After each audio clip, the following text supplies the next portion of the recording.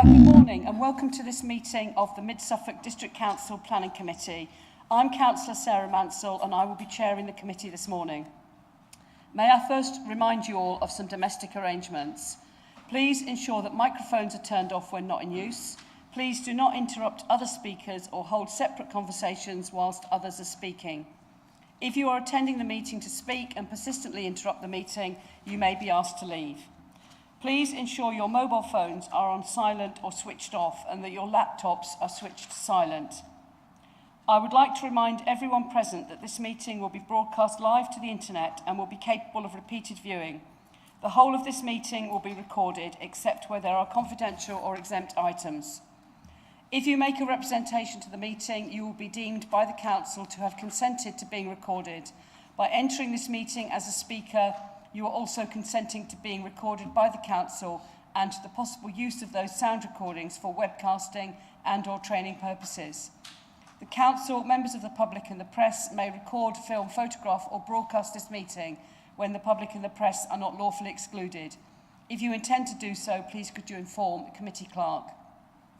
If you hear the fire alarm, leave the building immediately via a fire exit and make your way to the assembly point at Ipswich Town Football Ground. Follow the signs directing you to the fire exits. Do not re-enter the building until told it is safe to do so. So, first of all, some introductions. We have the members of the committee on my right. They will be making the decision about the cases before us today. On the other side of the chamber, we have the Chief Planning Officer, Phil Isbell. We have our legal advisors, Ian Dupre and Adela Luca. We have the case officers, Avril Goody and Elizabeth Flood. We have governance officers, Claire Philpott, Alicia Norman. We also have an enforcement officer, Chloe Anderson, who's here to answer questions should the need arise. And I allowed a few minutes at the beginning of this meeting to make sure that all the members had read the late papers. So I will now move to the agenda. Item number 1, apologies for absence and substitutions. Do we have any apologies for absence? Thank you, Chair. We have apologies from Councillor Nick Hardingham and Councillor Davies is substituting. Thank you. Item number 2, to receive declarations of disclosable pecuniary interest and other registrable or non-registrable interests by members. Are there any to declare?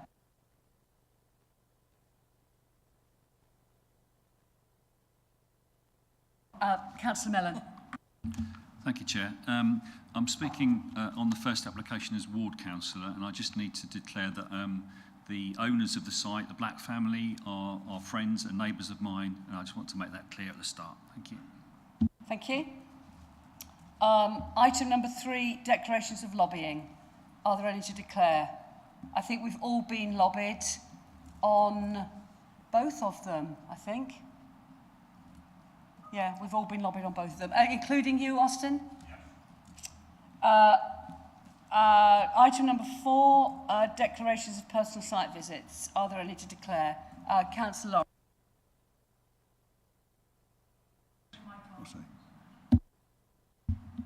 I attended at the beginning of February a site visit on my own to the Red Farms site and walked the lanes there. And we did have the committee site visit as well. Item number 5, confirmation of the minutes of the Planning Committee meeting held on the 27th of March. These were in the late papers. Are there any points regarding the accuracy of the minutes? No. So could I have a proposer? Thank you, Councillor Hardingham. And a seconder? Councillor Elkin, thank you. Governance officer will now conduct the electronic vote. Thank you, Chair. Members, that vote is in progress.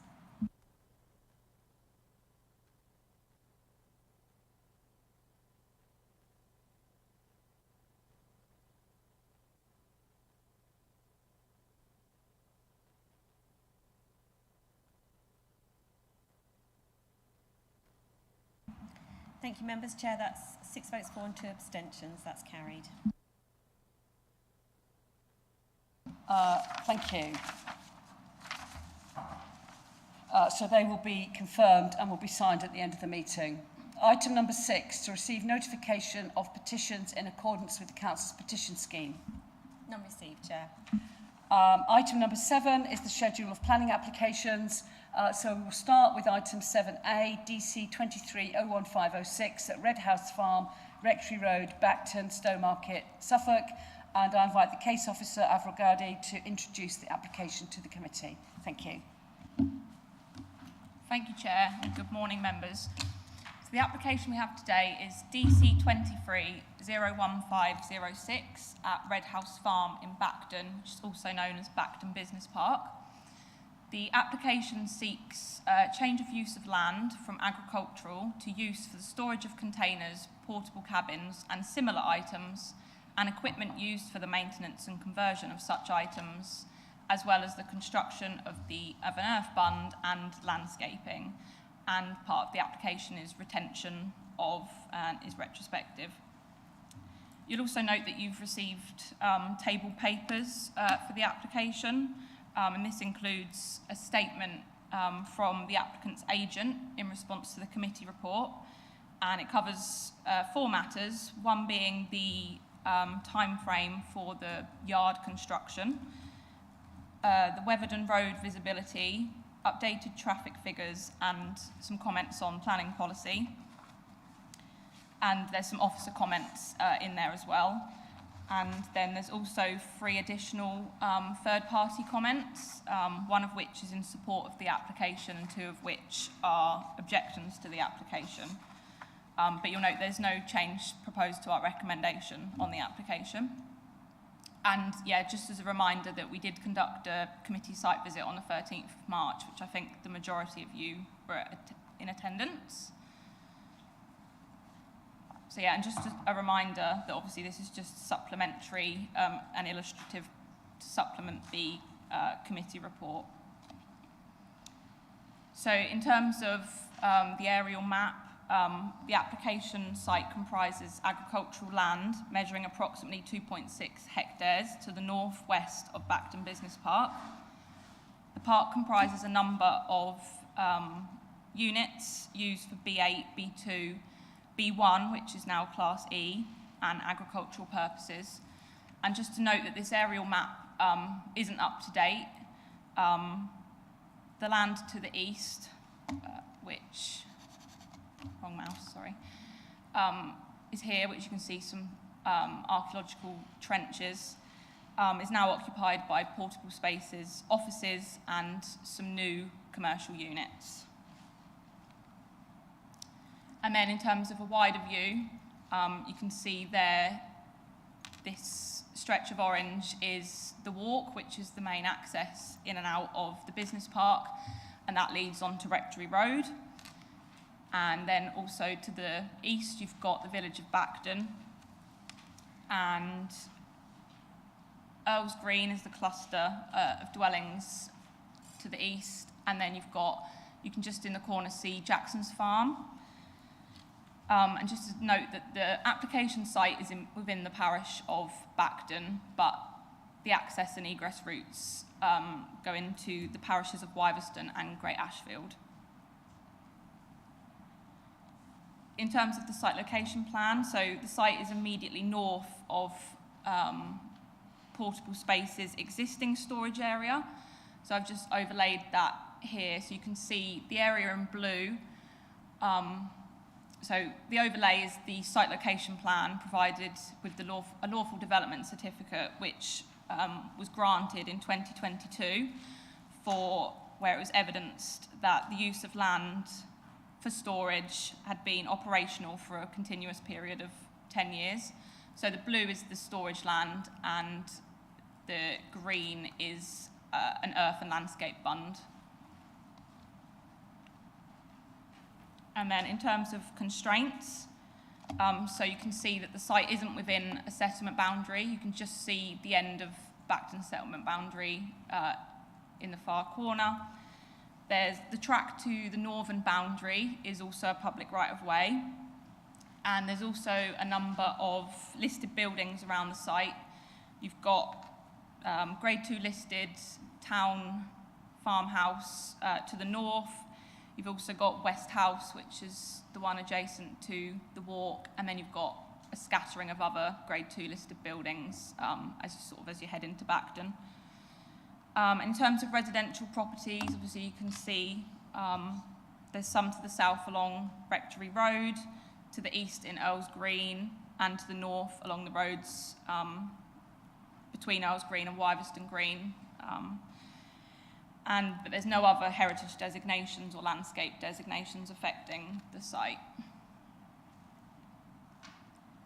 So in terms of the proposal, so the application is for the storage of containers and other infrastructure for portable space. It doesn't seek use for any of the maintenance or construction works associated with their business. So the area that I've highlighted in blue there is already in use for the storage of containers. That's why part of the application is retrospective and for retention of. So the site would be surfaced using crushed stone set on a permeable membrane. And just to note that the application seeks the storage of items up to a maximum height of 5.5 metres, and that's approximately the height of 2 standard shipping containers, and it's the same height as restricted for storage on this southern bit that was subject to the lawful development certificate. So just to run you through, this is the tree protection plan submitted with the application. Members will recall there's already existing vegetation around the site boundary, which is to be retained and protected during construction. In terms of landscaping, the landscape strategy proposal includes the retention of all the existing trees and hedgerows. It also includes a rough grass seed mix to the boundaries, which you can see in the light green around the periphery, as well as a native thicket and hedgerow mix. The application also includes the construction of a bund on the western, northern and eastern boundary of the site. The bund along the western boundary along here is existing, but then a new bund would be created to the north and the east.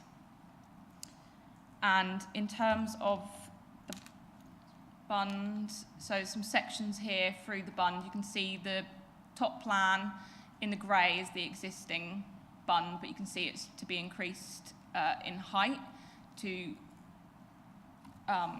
a height of 2.5 metres, and then it would be landscaped with thicket and hedgerow, and then the one at the bottom is the bund on the northern and eastern boundaries, which you can see is all of new construction. In terms of the access and egress routes from the site, so there's 3 that are in use. You've got A, which is shown in green here, which is the main access to the business park called the Walk. And then route B, which is shown in blue, is the route that directs towards Great Ashfield, and that's via College Lane and Weatherden Road.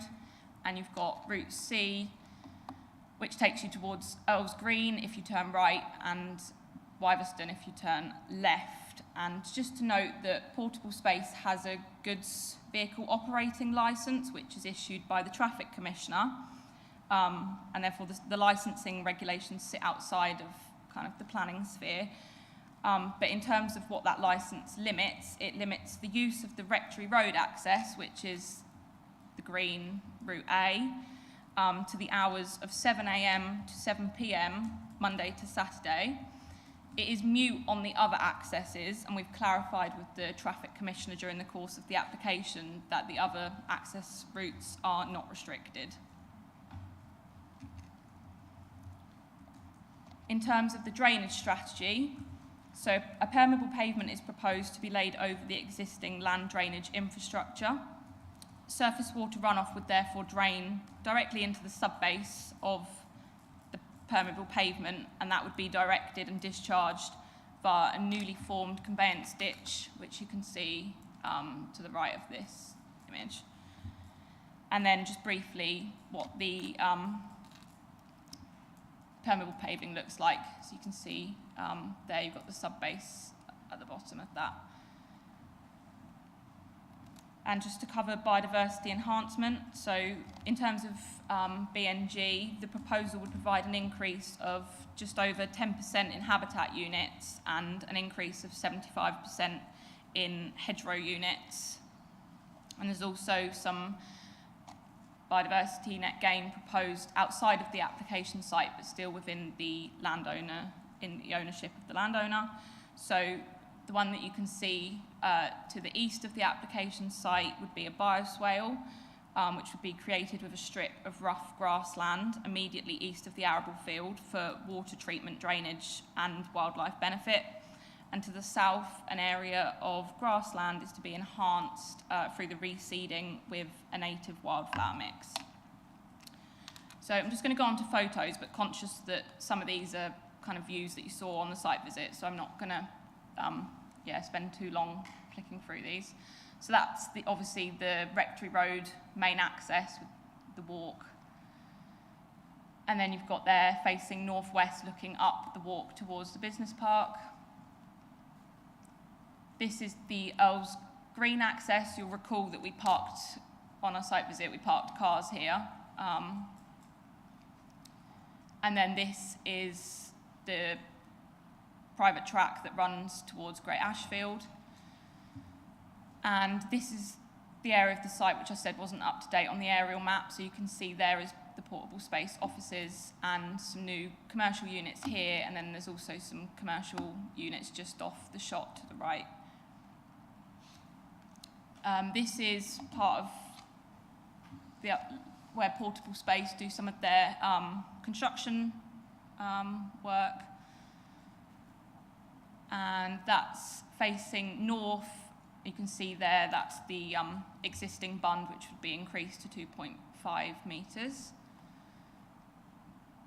And the application site is essentially, this is the western boundary, and you can sort of see beyond sort of that red container is part of the application site, being the retrospective storage area. And then this is taken within the storage area. You can see that they're stored, stacked 2 shipping containers high. And this is also taken from within the site, sort of looking along where the storage containers are currently stored unlawfully. And then also within the site, sort of this is the bund again on the western boundary and the existing vegetation to the northern boundary, where you've got the public right-of-way on the other side. And then this is taken from the northern boundary looking sort of back towards the business park. And this is just another photo along the northern boundary with the existing vegetation. And this is taken from the public right-of-way, so on the other side of the boundary vegetation facing east. And then I've just taken one slightly further back on that footpath, so this is kind of the corner of the application site. And then, so this is the other side of the site on the public footpath. You can see the existing vegetation here, and you can see sort of in the distance the shipping containers. And then sort of taken in the same position but facing southeast, so this is where the conveyance ditch would be located. And this is on the private track towards Great Ashfield facing east, so that's, you can see an existing agricultural unit here, and then you might just be able to make out some of the containers in the distance.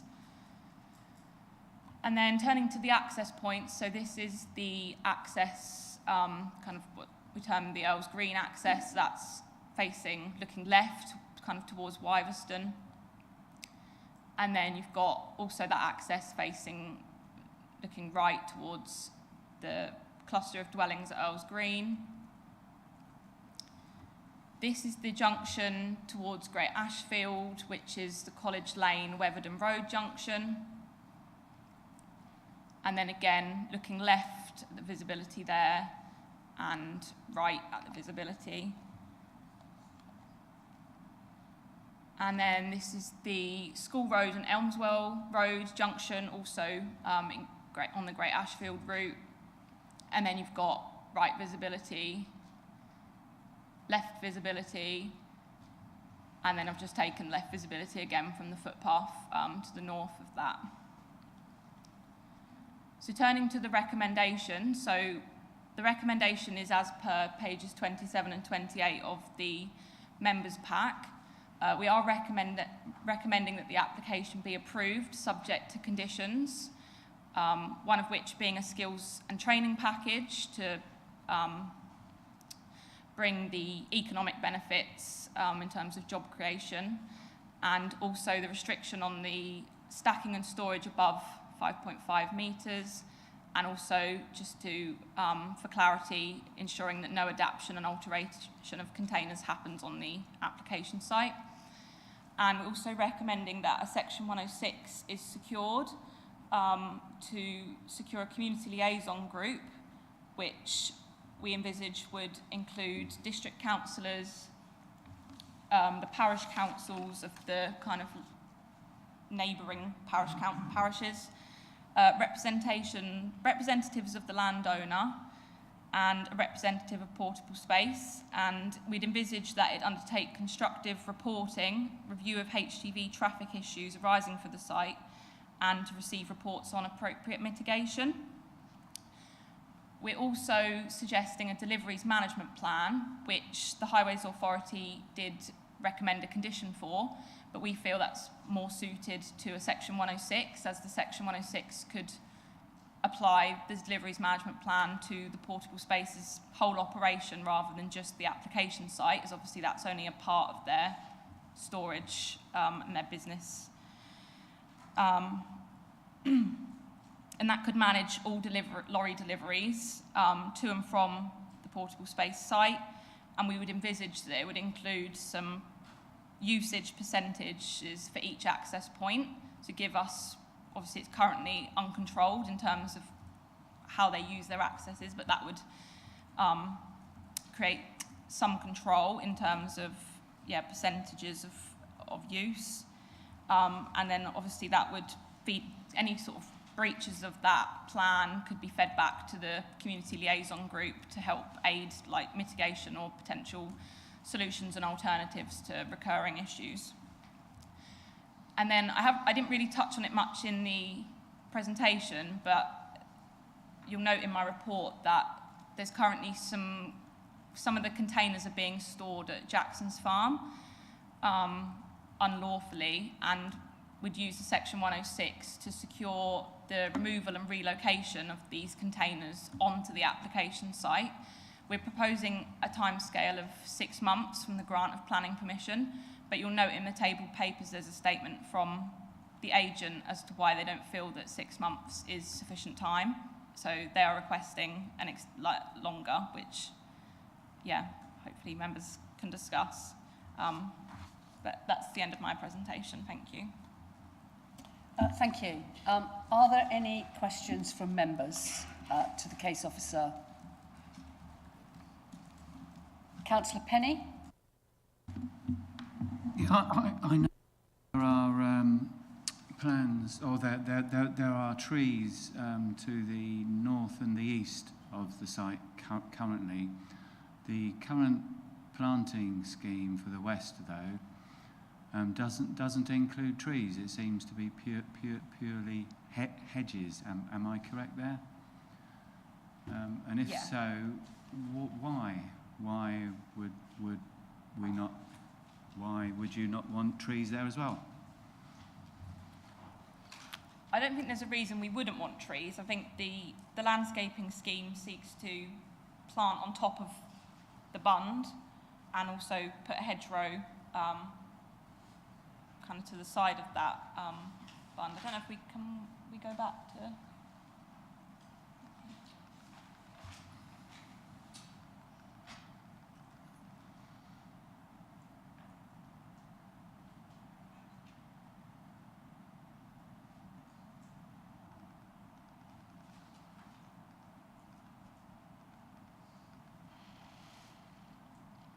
Yeah, so you can see there's a hedgerow which is existing, and then thicket planting on the bund.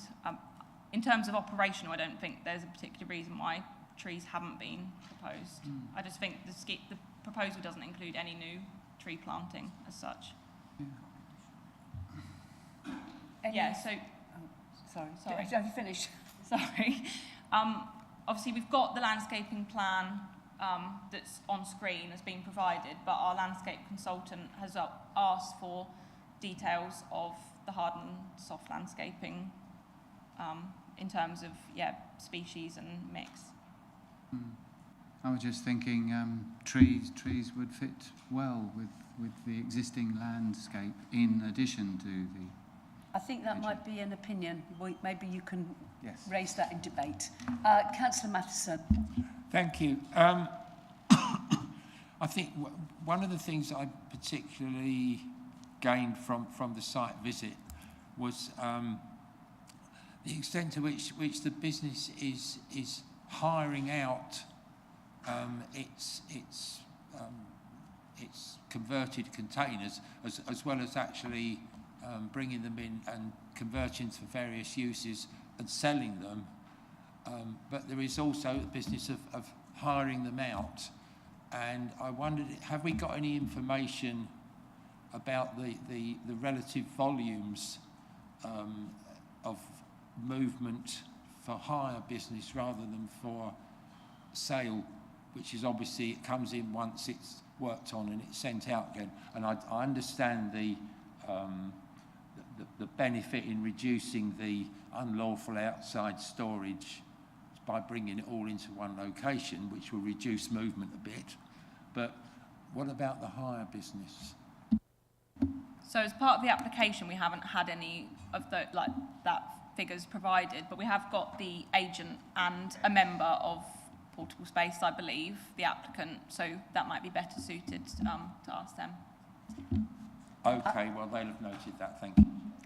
Councillor Davis.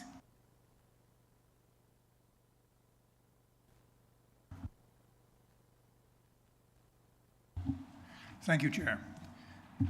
I'm looking for further reassurance on the question of flood risk. With the increased intensity of rainfall we're getting, clearly putting in an area of relatively hard standing is likely to increase the rate of runoff. Clearly, we have guidance here as to the effect of ditches and the like, but I do wonder whether perhaps including some sort of ponding lagoons or whatever might really slow down the rate of surface runoff and protect the surrounding areas. Yeah, so the application site isn't at risk of flooding from any sources as identified in any of our data sources. The application, during the course of the application, the complexity of the drainage strategy has increased, and that's gone through consultation with Suffolk County Council as the lead local flood authority. So, yeah, so the surfacing is permeable, so obviously we've got, I don't know if we can we put it back, sorry.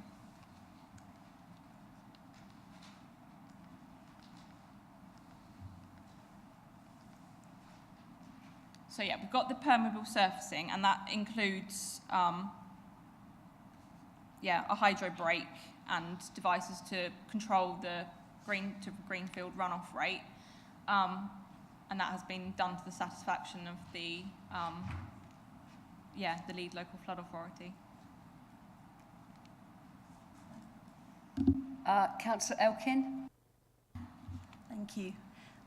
Could you tell me a little bit about the deliveries management plan and how it is enforced? It says on, I think, page 16, a measure of accountability by the business to take account of comments received from the community liaison group, which to me that sounds like they have to listen to the group, but what happens if they can't agree on what needs to be done? Yeah, I think the two parts of the Section 106 would obviously have to work quite closely together. And I think the deliveries management plan, whilst it would we'd envisage that it would set some prescribed percentages.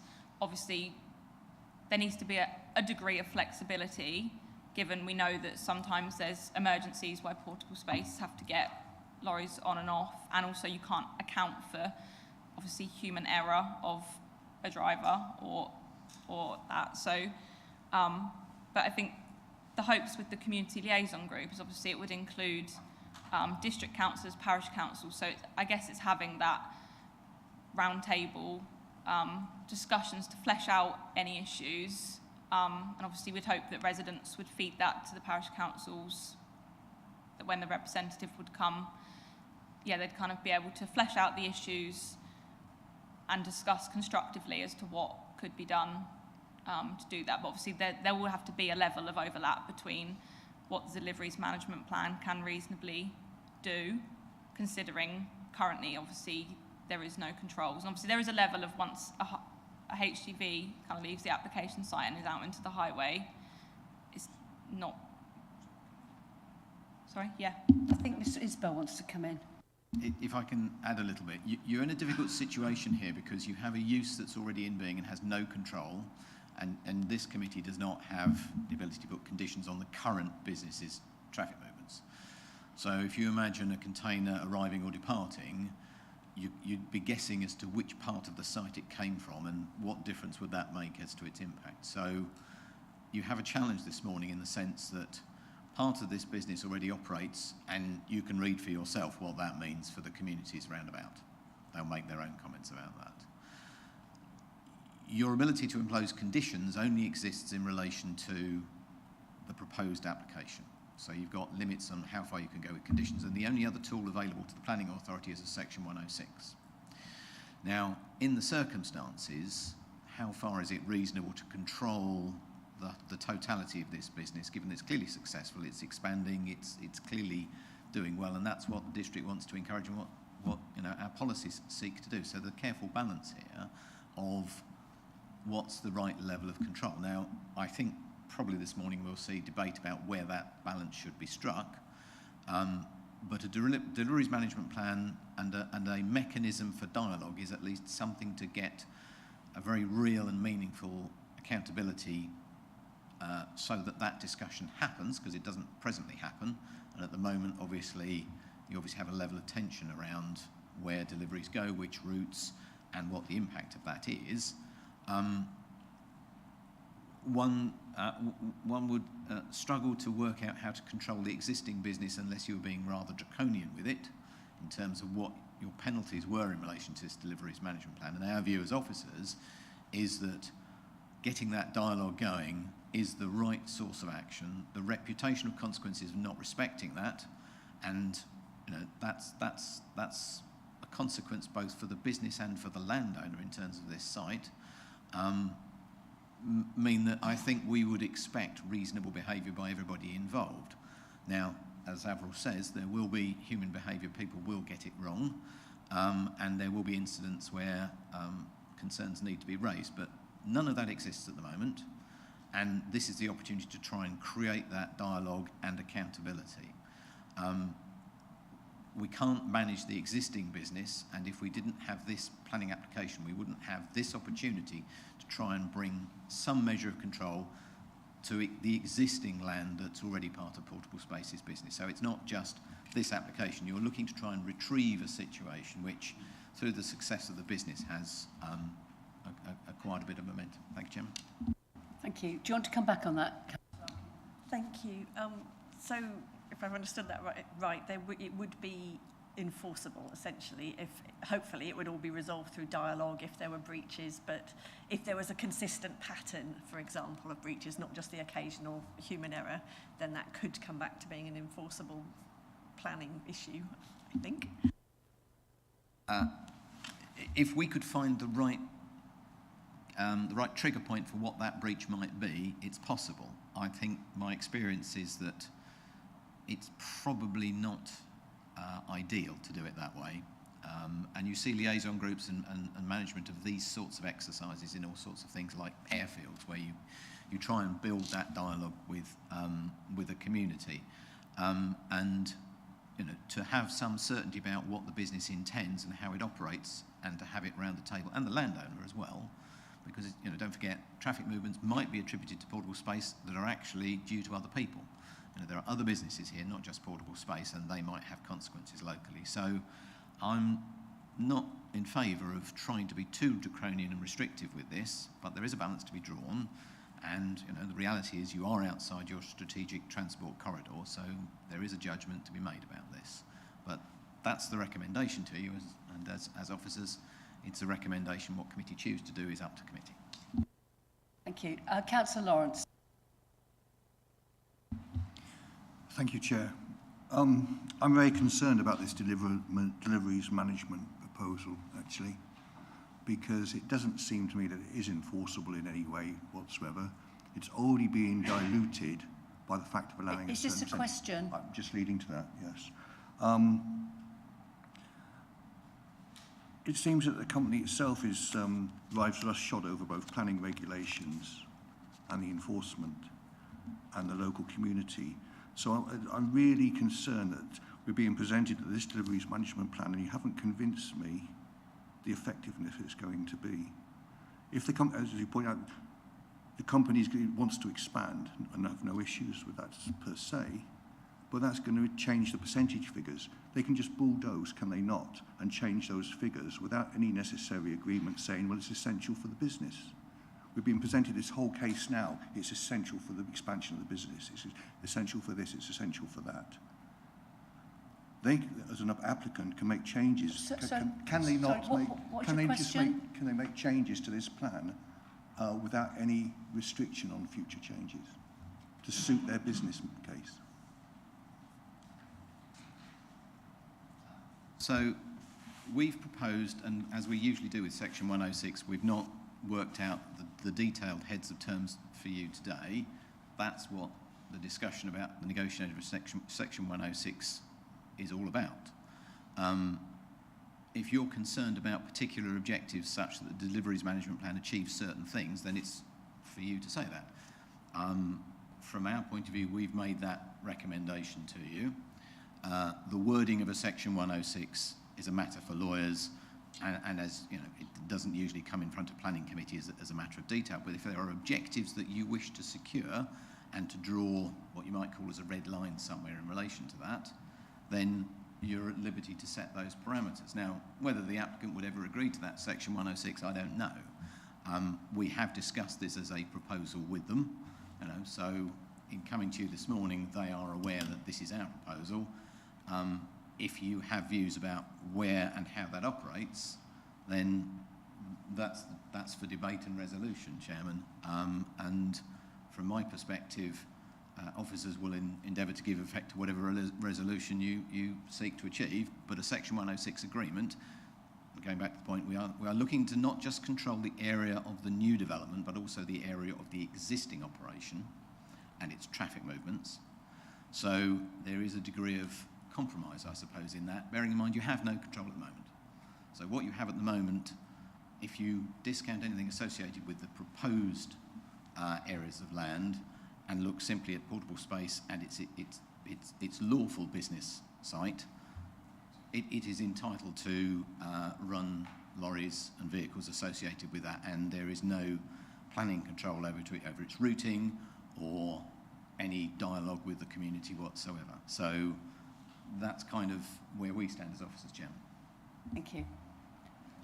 Councillor Hedingham. Thank you. I've just been desperately trying to find where I read somewhere where it said rat run, and I was looking through lobbying and the whatever. But anyway, I finally found it. It's a comment that Richard Winch made, and it's on page 10. Have you got a map where you can sort of he's basically worrying that the Weatherden Road, School Road entrance will be used more over time. And I was just wondering if you could he's saying it might be a rat run to Elmswell Road and the A14. And I don't know the area very well. I was just wondering if you could sort of zoom out and sort of show that school of thought sort of thing, i.e. that where the roads eventually lead to. Could you do that?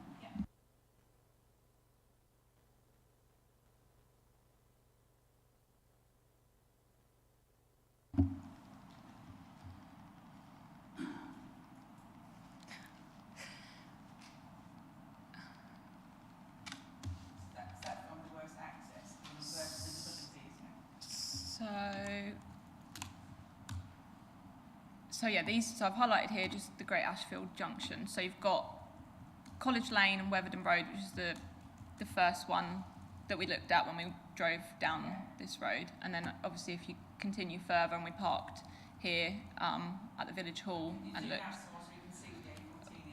Oh, I don't know if I've got a more zoomed out version. I don't know the area, I'm thinking, why would you go that way rather than it's the main entrance?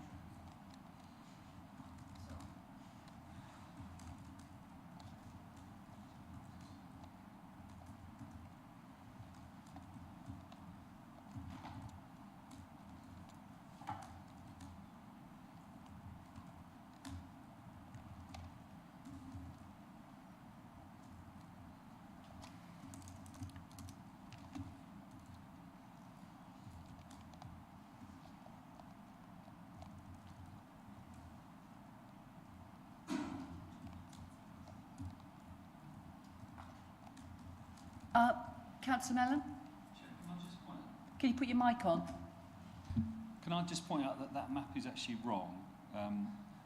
Where it says Weatherden Road, School Road Junction, that's not the correct location. That is where you turn left into School Road, and Weatherden Road is sorry. Apologies. I've got that wrong. The point where you get to Elmswell Road is probably the key point, which is further away, is what the point I was trying to make. Sorry. Yeah, so there's two. If you go out the College Lane junction and turn right, you've then got a junction which is, I don't know the names of the road, but I'm familiar with the area. You've then got another junction where you need to turn left, and then you come out on Elmswell Road, not, you know, on the main road, and if you turn left, you go down through Elmswell over the level crossing to the A14. Hopefully, yeah, you probably want a Google Earth map or something. I was to say, I've got it here, but I don't know how I'm going to get it up on there.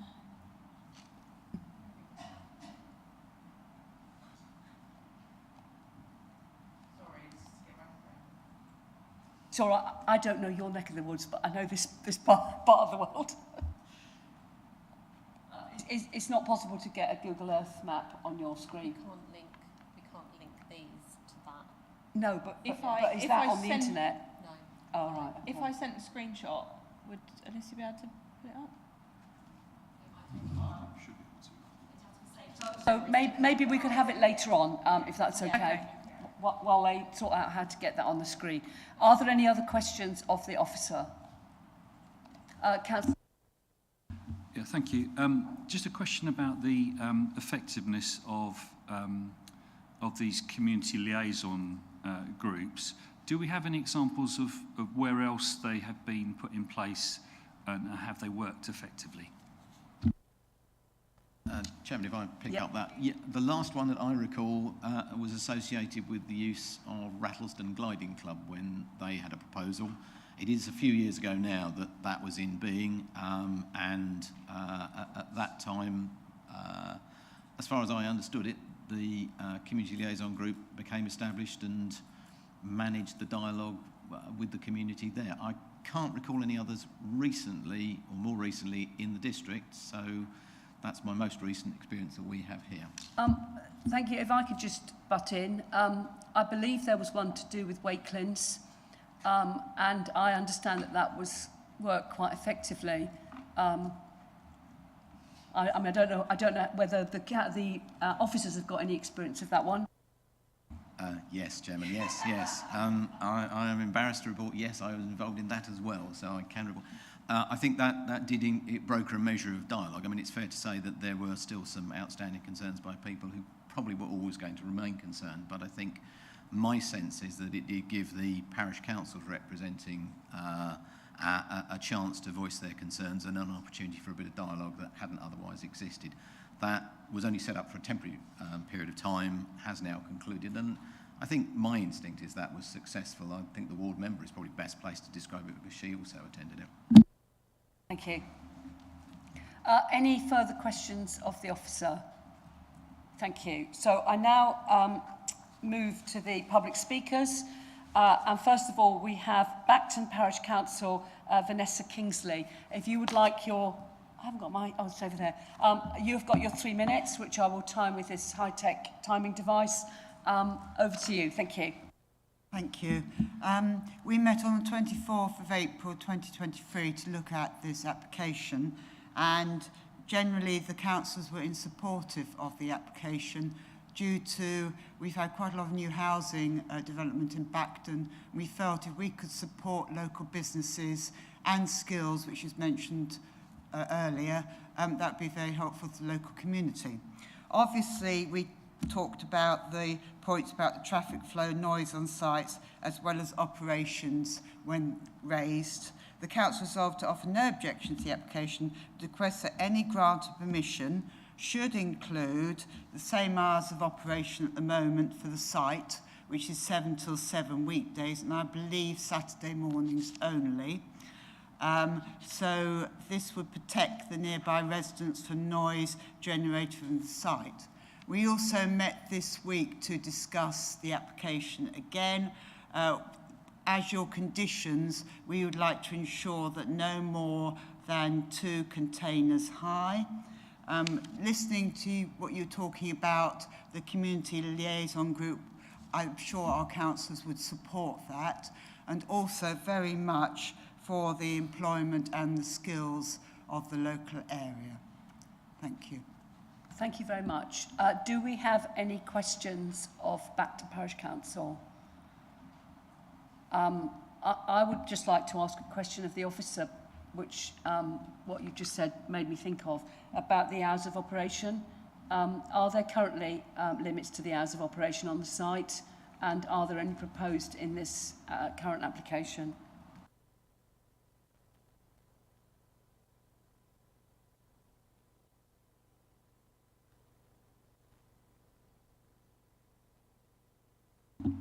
So, yeah, this map is in the committee report. The area shaded green does have a restriction on hours of operation, and that was conditioned, sorry, bear with me,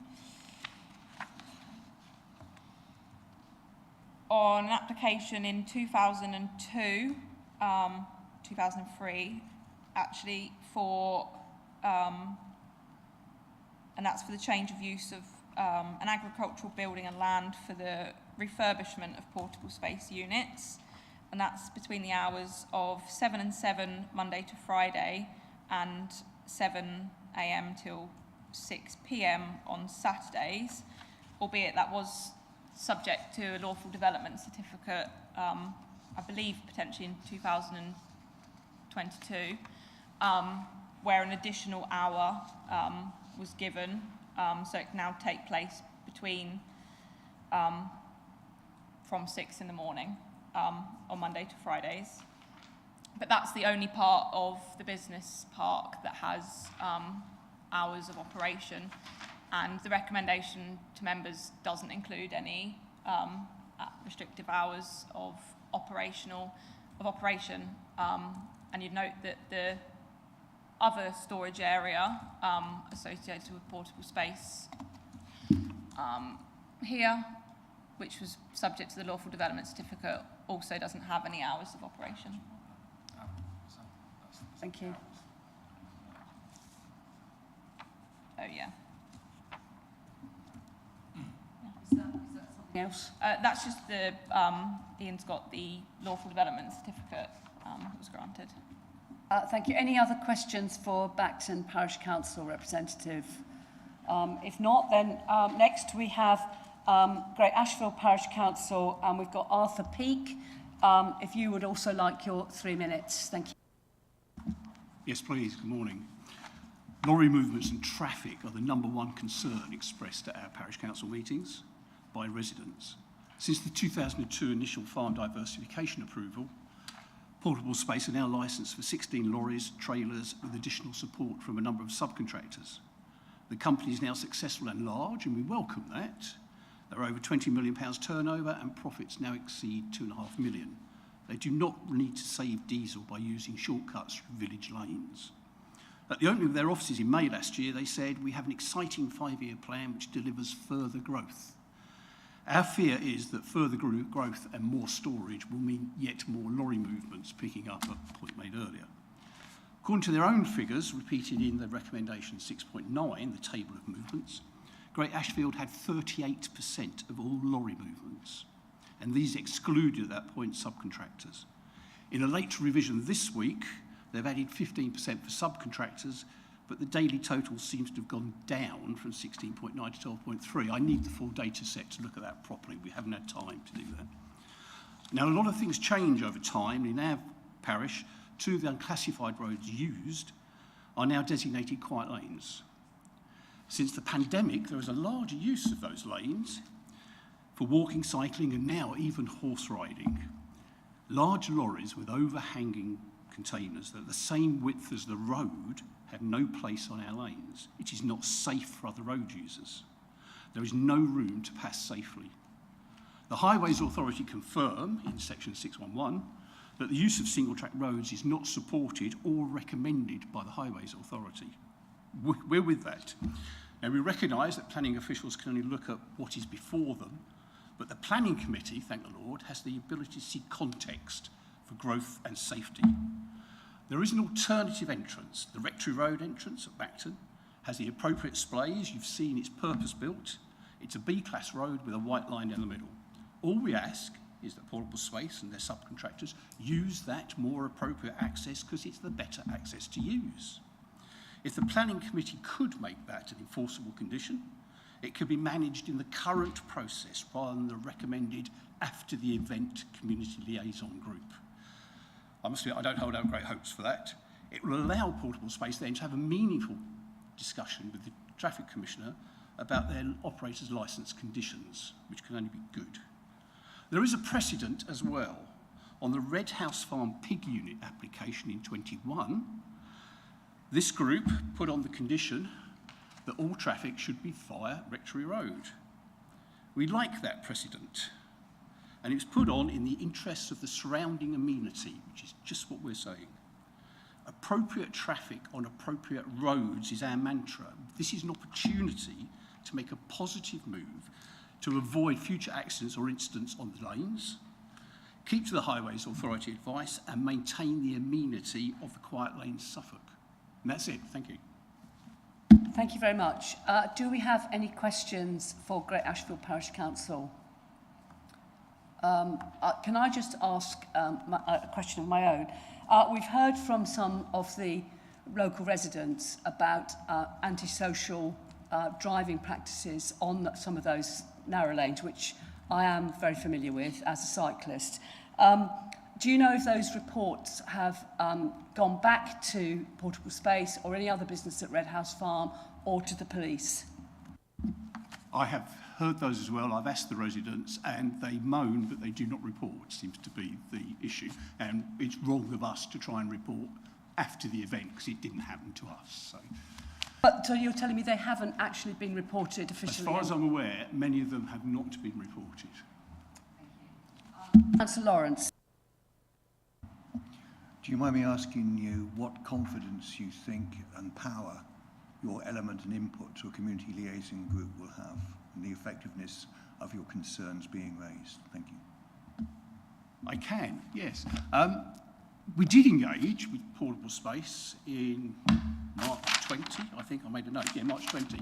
We had about 6 months of dialogue. They were very good. They came along and put up some stick from our local residents who were woken at night or whatever by the lorries. It ran for about 6 months, but we were going nowhere. I have no great confidence that any after-the-event thing will work. I can be proved wrong, and I'd be happy if I was, but no, not great is the answer. Thank you. Any other questions for Great Ashfield Parish Council? Thank you. I'm correct in assuming that you've managed to get the map up on the screen to explain the geography? Yes. So, yeah, I've just corrected thanks for pointing that out, Councillor Mellon. So this is now correctly identifying, hopefully, Elmswell Road and School Road Junction. And then it's quite hard to see because obviously it is quite far from the A14, but I've highlighted the same junctions again. So you've got the application site here, and then, yeah, you've got Elmsway Road junction here. So then I believe you'd then carry on down here, and then you get into Elmswell, and then you join the A14. The route that everyone wants them to use, Directory Lane. Can you just show me what that is? That's Yeah, so they'd come out down here onto Rectory Road, go through. I mean, that looks more direct, really, doesn't it? Anyway, that's my opinion.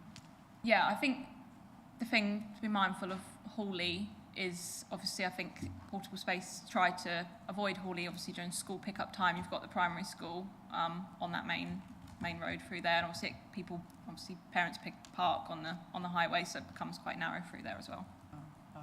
Thank you. Thank you. Any further questions of Parish Council? Thank you very much. We don't have an objector or a supporter. So next up we have the agent, David Barker, who's also got Sam Stone. Oh, Councillor Matheson. I was just wondering if we were going to move on to a Wiverstone Parish Councillor. We're not. So I wanted to ask, in the context of what we just heard from Great Ashfield, have we heard from Hawley Parish Council?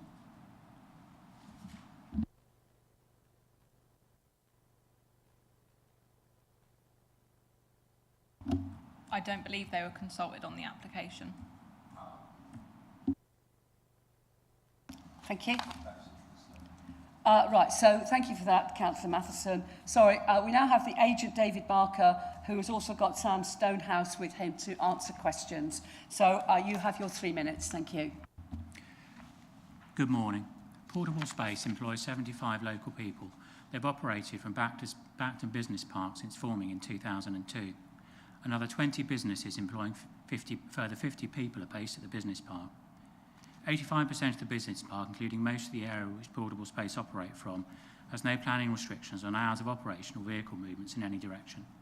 This means the existing use of the Great Ashfield entrance by farm and business park vehicles is lawful. This extension to Portable Space's operation will consolidate containers stored on other parts of the farm in one place.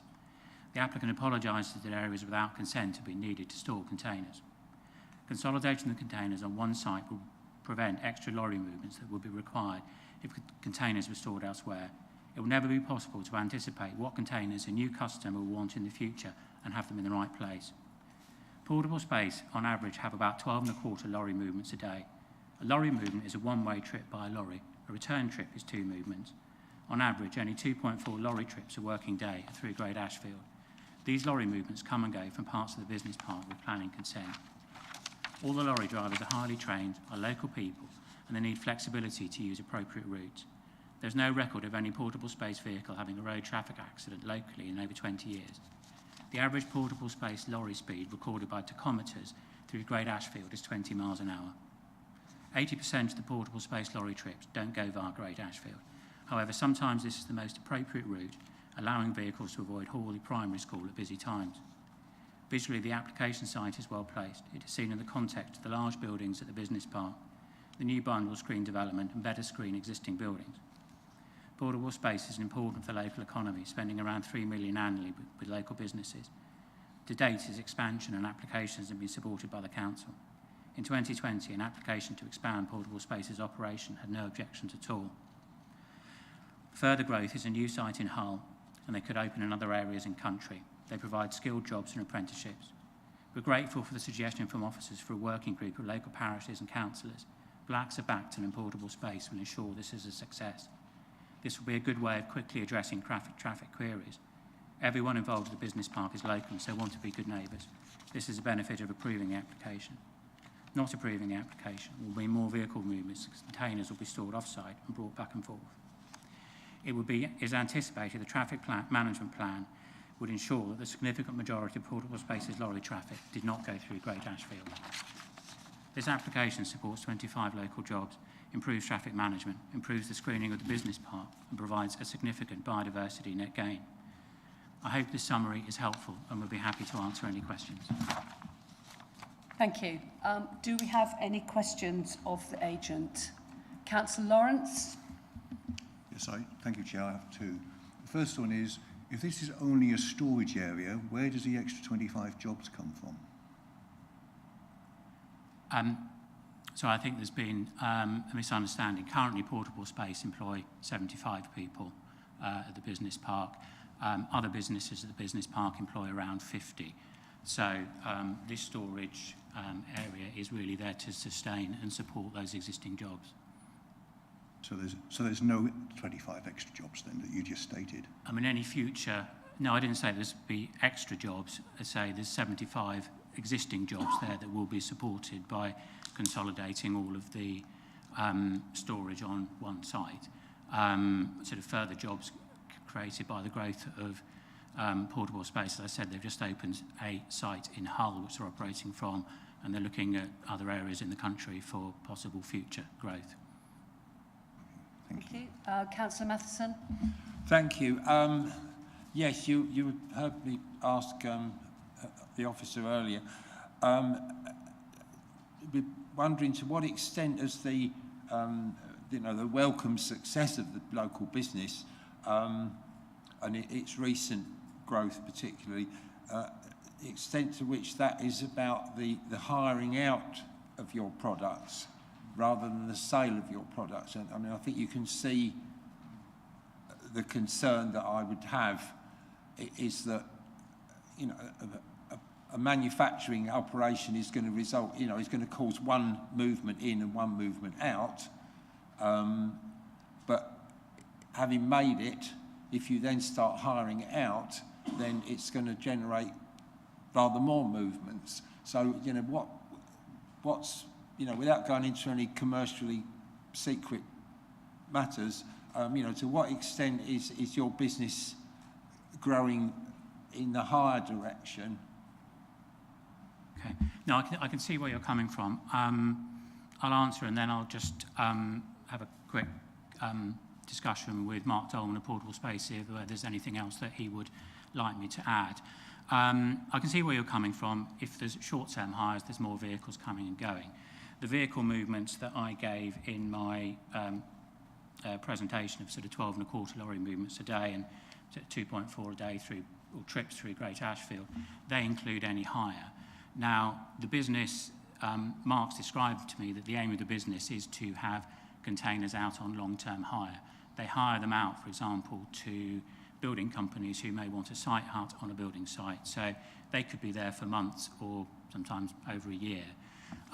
They do hire them out to events companies and things like that. So an events company may have a container fitted out for loos or other sorts of facilities.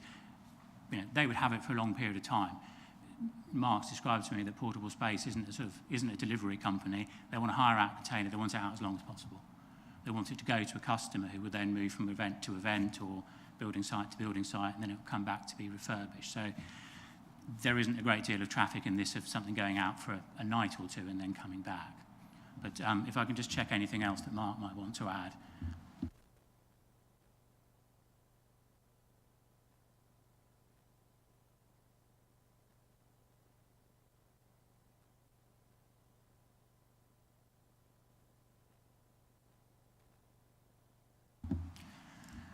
Mark's just added that he feels his hire department isn't growing in Suffolk. One of the reasons why they're looking at Hull now is because I think he thinks they're doing all they can, and that's incorporated within the figures I read out to you earlier. So we said one of the reasons they're looking at other parts of the country is any growth in hire would be done in those other areas, because clearly it's not greatly efficient to be sending containers from Suffolk up to Yorkshire and Hull, for example. So I hope that gives you some help. Thank you. Thank you. A little more on that. Yeah. Do you want another comeback? Yeah, that's somewhat reassuring. So, are you saying that the company's higher growth will not affect this site and this application once you've done the conversion of the container into some appropriate use? Yes, that's my understanding from Mark Dolan. I mean, he said that the growth of the company is, obviously it's been successful at Bacton since it, you know, it started with a couple of people, but he sees the growth of the company. They recently opened up in Hull. They have an operator's license recently granted there to work from there. They said if they do anything else, they'd like to look at other parts of the country, so it's more efficient. So yeah, he doesn't see, you know, more higher growth coming from this part of the world. Thank you. Councillor Elkin. Thank you. Could you tell us a little bit more about the skills and training package that was mentioned, please? Yeah, if you wouldn't mind, I'll just see if Mark's got any suggestions on that and then answer your question.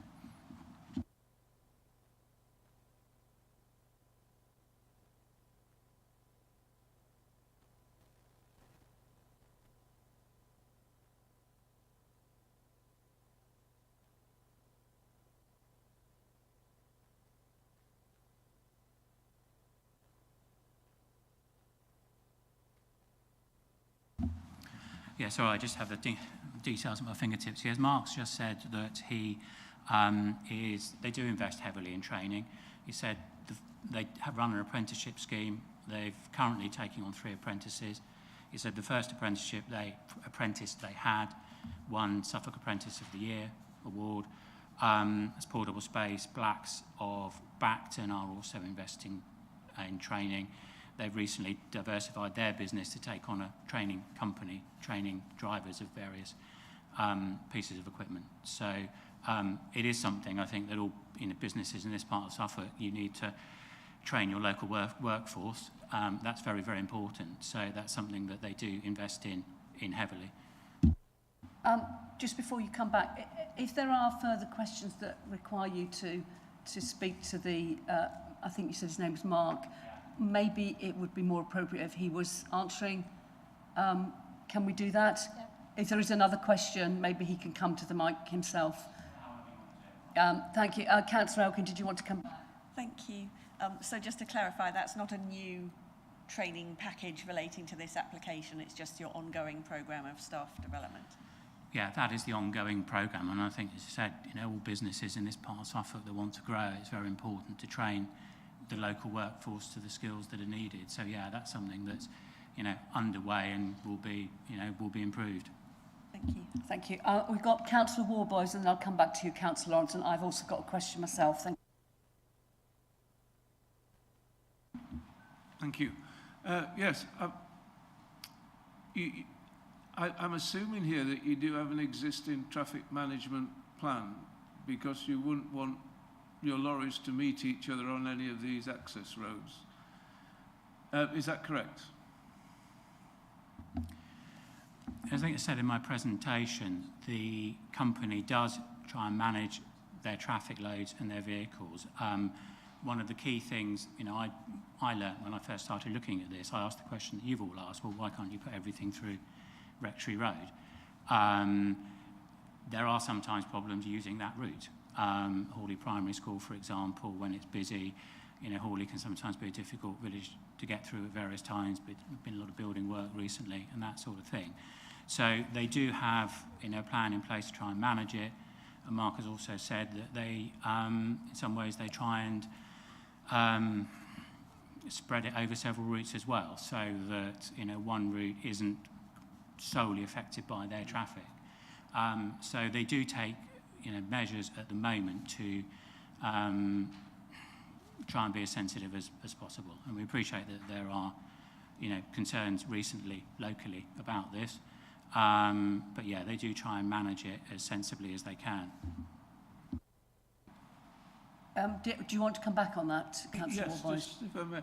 So my question is, how much flexibility, with this, part of this proposal is the setting up of a community liaison group. So how much flexibility is in that traffic management plan to respond to the needs of the community? I mean, I think the flexibility that Portable Space are trying to show at the moment is the significant, you know, appreciating Great Ashfield is the most sensitive route, is making sure they don't put the significant majority of their traffic through Great Ashfield. As the figures I gave, there's about 2.25 3.25 lorry trips a day by portable space from the business park. 2.4 of those go through Great Ashfield. So they are at the moment, trying to limit that. That average is sort of per working day, and that's from figures that they've looked at that go back to, I think, August 2022. So they are taking measures, obviously, to predominantly use the Rectory Road entrance. But as I say, they're lorry drivers, are local people, they're experienced people. There are times when traffic conditions will mean that perhaps Great Ashfield is the, in their view, least sensitive route to put the vehicles. Thank you. Thank you. Councillor Lawrence. If I can come back on the management plan, what percentage of vehicles using the Great Ashfield route would you consider appropriate? If we were taking Philip Isabel's suggestion that we might like to consider putting a red line into the 106 agreement, unless I misread that that statement. And what ability, that's the first question, what is the percentage you're envisaging? And the second one is, what restriction would we might be able to put on the flexibility of changing that percentage? Because there's no good agreeing a percentage now in your original version of a delivery plan and then coming back 6 months later and saying we want to double this percentage now. Thank you. I mean, I think that's something that we would be looking to agree with the officers and come up with a sensible, workable position. As I said, the view of portable spaces, there are times when their experienced drivers think that using the Great Ashfield route is probably the most sensible. The current figures I've given you of 12.25 total movement and 2.4 Great Ashfield is roughly an 80% split not going through Great Ashfield, so 20% do. So that's, I suppose, the starting point for discussions. In terms of changing that percentage, I think that's something that if there was a different percentage, that was something we would have to consider what mechanisms may be there. But I think the advantage of a working group is it gives people the ability not only to look backwards, but also to look forwards. And if there were circumstances, for example, where there would be a lot of movements in a short period of time, I mean, this happened during COVID when deliveries were delayed and then deliveries turned up, at a point that was more outside of control of the company. That process will give everybody the chance to discuss this and decide what is the most appropriate route and most appropriate time of day, for example, and to manage things. So I think the deliveries management plan and the working group would be a good way of doing this in future, and hopefully by improving communication would make people feel more reassured if they have advance notice of things that might have to change. Thank you. I've spotted your hand, Councillor Davies, but I'd just like to ask my questions now. I have had the pleasure of meeting one of Portable Spaces lorries while cycling or running along those narrow lanes.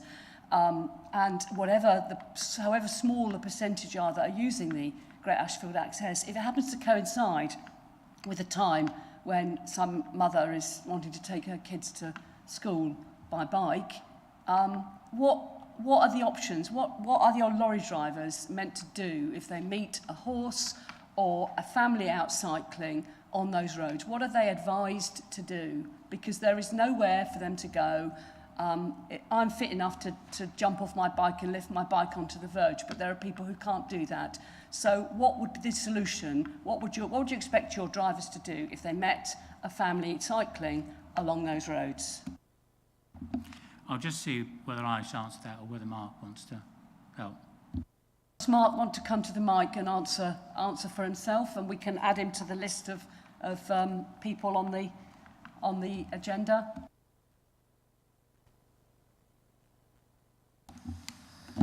Hi.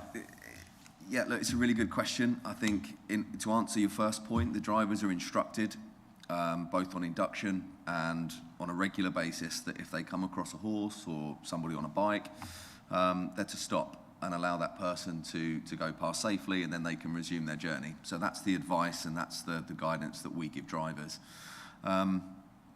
Just in terms of the 106, because it's an interesting point that you make. As I sit here as managing director, I've been managing director of Portable Space for 10 years. I've not received a single complaint from a resident that there has been a problem. And as a company leader and as a company, we can only action and we can only make changes when we know about things. And I think Philip mentioned it earlier.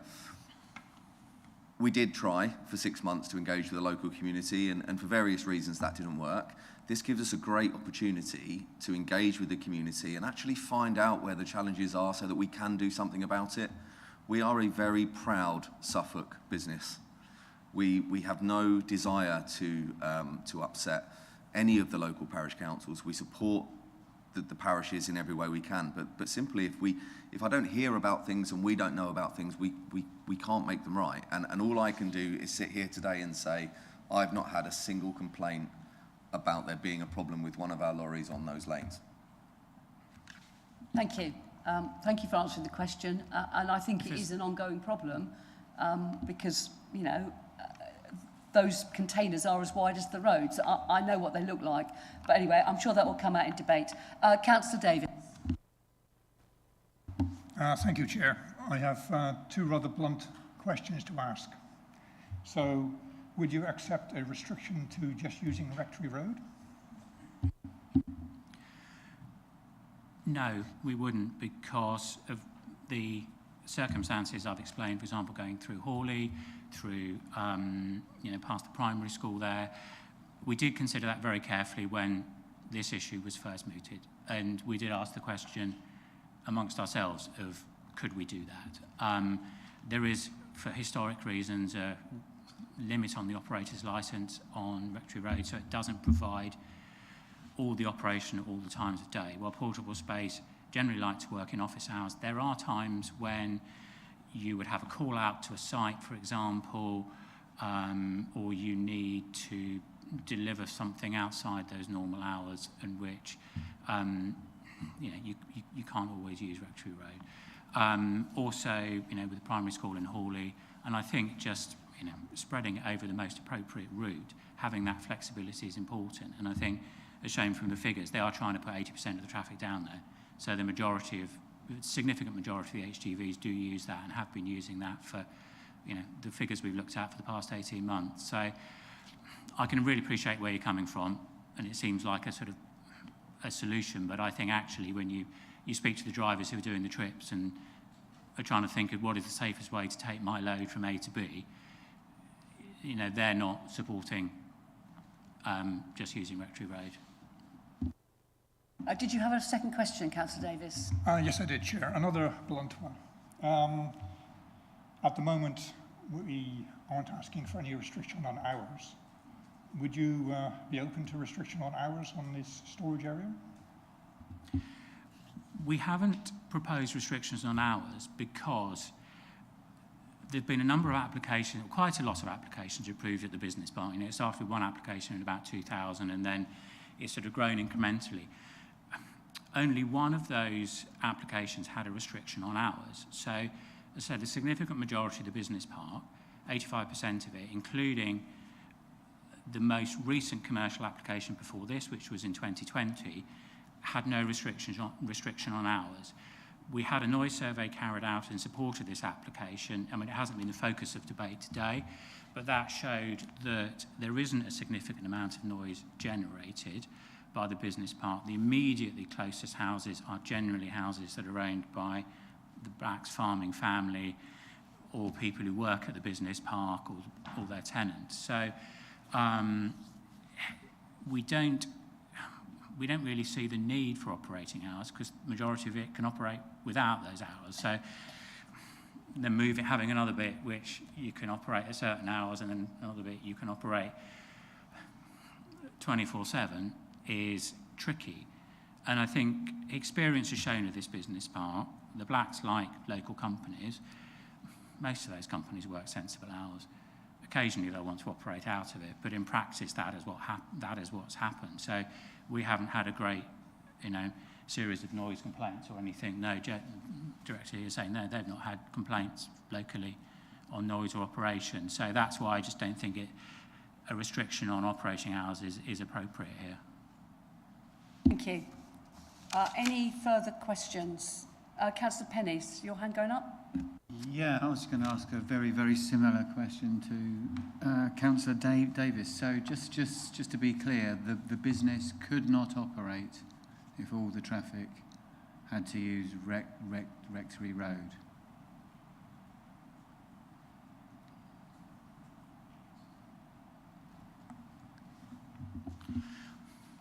I think we have considered this over the course of this application, which has probably been over a year. Its preparation was several months, and we've considered this in a lot of detail. And we generally don't think that is the most appropriate. Otherwise, we could probably have this sorted months ago and just said, oh, we won't use Great Ashfield. But the experience of the drivers is that there are times of day when it is sensible to avoid other areas, and you need that flexibility. There will be, temporary issues with roadworks or what have you. There will be more permanent issues with trying to get around primary schools or areas of congestion that are different at various times of day. And so I think it is the most sensitive way to run this operation is to have the significant majority of the traffic using Rectory Road when it can, and that being the priority route, but to have the flexibility of the other routes should that be required. Thank you. Can I just come back on that query? Actually, it's just made me think. Your HGV operator's licence does not restrict you for school hours in Hawley. That is purely out of the goodness of your heart. You are being considerate to Hawley, but maybe less considerate to Great Ashfield. I think that is always the balance. If you've got to be considerate to one area, then the lorry will need to go in another route. So I think there isn't a perfect solution here, but I think Portable Space are trying to come up with the most sensible solution that they can. Thank you. Councillor Mellon. Yeah, thank you, Chair. A couple of questions. What's the relationship between the current site here in Bacton and the new site in Hull? Are there containers shuttling back and forth between the two, or is the whole site sort of independent and a kind of its own hub? That's the first one. Yeah, so the site in Hull's actually been a part of our operation for around about 6 years. So it started life as a factory. So it made equipment for us that we could then go and hire out. And what we've done is we've now established a commercial operation there. And our intention is that we will store stock to limit the amount of movements between Hull and Bacton that currently happen. Just to touch on the earlier point about business strategy, we very much see that running the business growth, through hire and through sales has been very impressive, but we also have a responsibility for our carbon footprint, and at the moment we're running lorries from Bacton up to Scotland, we're running lorries from Bacton down to Cornwall, and our growth strategy encompasses different geographical locations, hence the reason for the establishment of Hull, hence the reason we've applied for an O licence there, which has recently been granted, and we do intend on locating very quickly at least one of the lorries that currently operates out of Bacton in Hull. And your second question? So the second question is, the Red House site is quite big, it's a big farm site, there are multiple exits and entrances, and one which hasn't been mentioned today is what's known locally as the New Barn entrance, which emerges onto the road between Wiveston and Long Thurlow. I understand that is not suitable at present. Have you any plans to upgrade that so it could be used as another exit, therefore diluting the amount of traffic going to the problematic areas in Great Ashfield and Wiveston?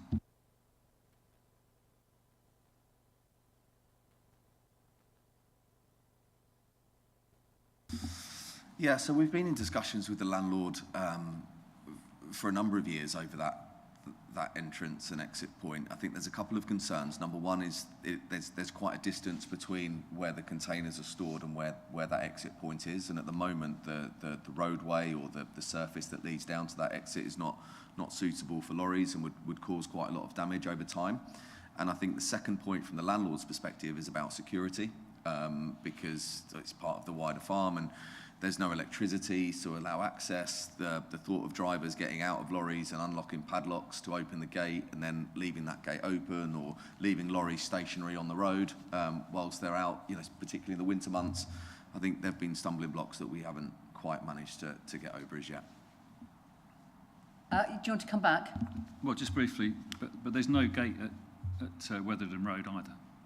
So your people don't get off and stop and unlock a gate there. There isn't. I mean, that's more of a question for the landlord as opposed to me. But there is a gate, I think, for security reasons at the exit point that you're referring to. I just think at Weatherden Road, I understand there's a house there which does give a bit more security on that entrance. Thank you. Any further questions? We now move on to the ward members. I've got a statement here from Councillor Winch, who can't be here today, so I'm going to read that out first, and then we'll have Councillor Mellon's ward member statement. So this is the statement from Councillor Winch. Portable Space is a successful company employing a local workforce. However, if planning permission was being granted today for a new business of this nature, it should be located on a strategic employment site or along a strategic transport corridor. Its current location is already resulting in HGV traffic along roads many of which are unsuitable, as stated by Suffolk Highways. See their submission dated 18th of April 2023. Organic piecemeal expansion is going to aggravate these issues. This planning application is not in my ward, but the impact of portable space increasing the use of the unclassified Weatherden Road and School Road is a major concern to residents of Great Ashfield. The Weatherden Road School Road route is basically a rat run to access Elmswell Road, Elmswell and the A14. The junction from School Road into Elmswell Road is particularly worrying, as Elmswell Road is a busy road with cars often breaking the speed limit. There have recently been 2 serious accidents, and there is a likelihood of further accidents. In order to turn towards Elmswell, large lorries often stray onto the wrong side of the carriageway. Routing HGVs through the middle of Elmswell is also highly undesirable.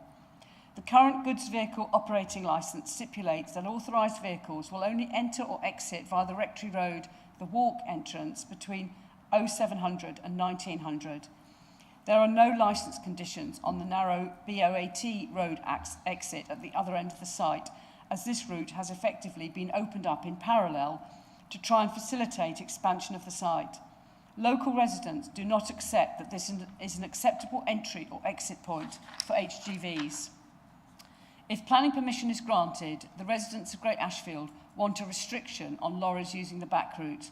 Highways have already stated that they want to ensure that the proposal would not result in a greater number of HGV trips onto unsuitable roads.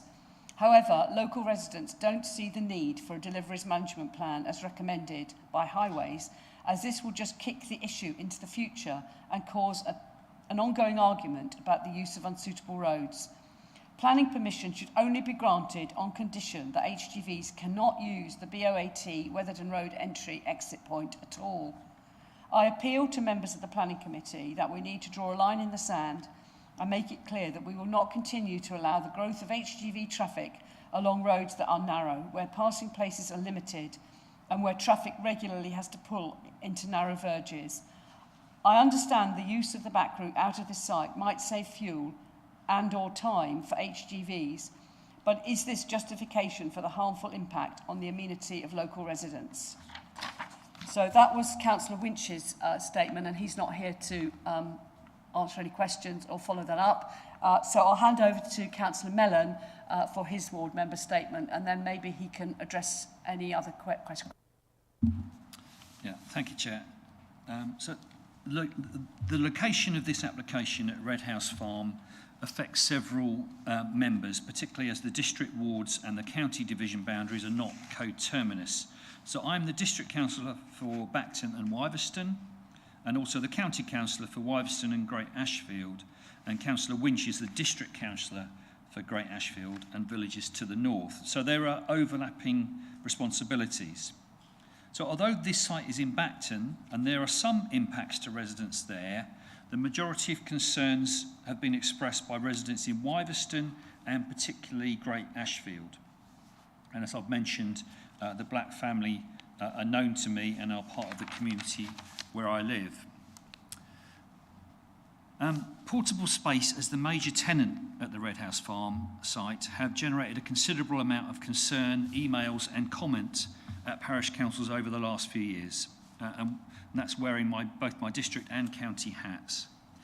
Portable space is a successful and growing business, started on this site and expanded organically over the last 2 decades. And as the planning officer has presented, there are a number of planning permissions granted on the site at various times, and also lawful development certificates granted more recently.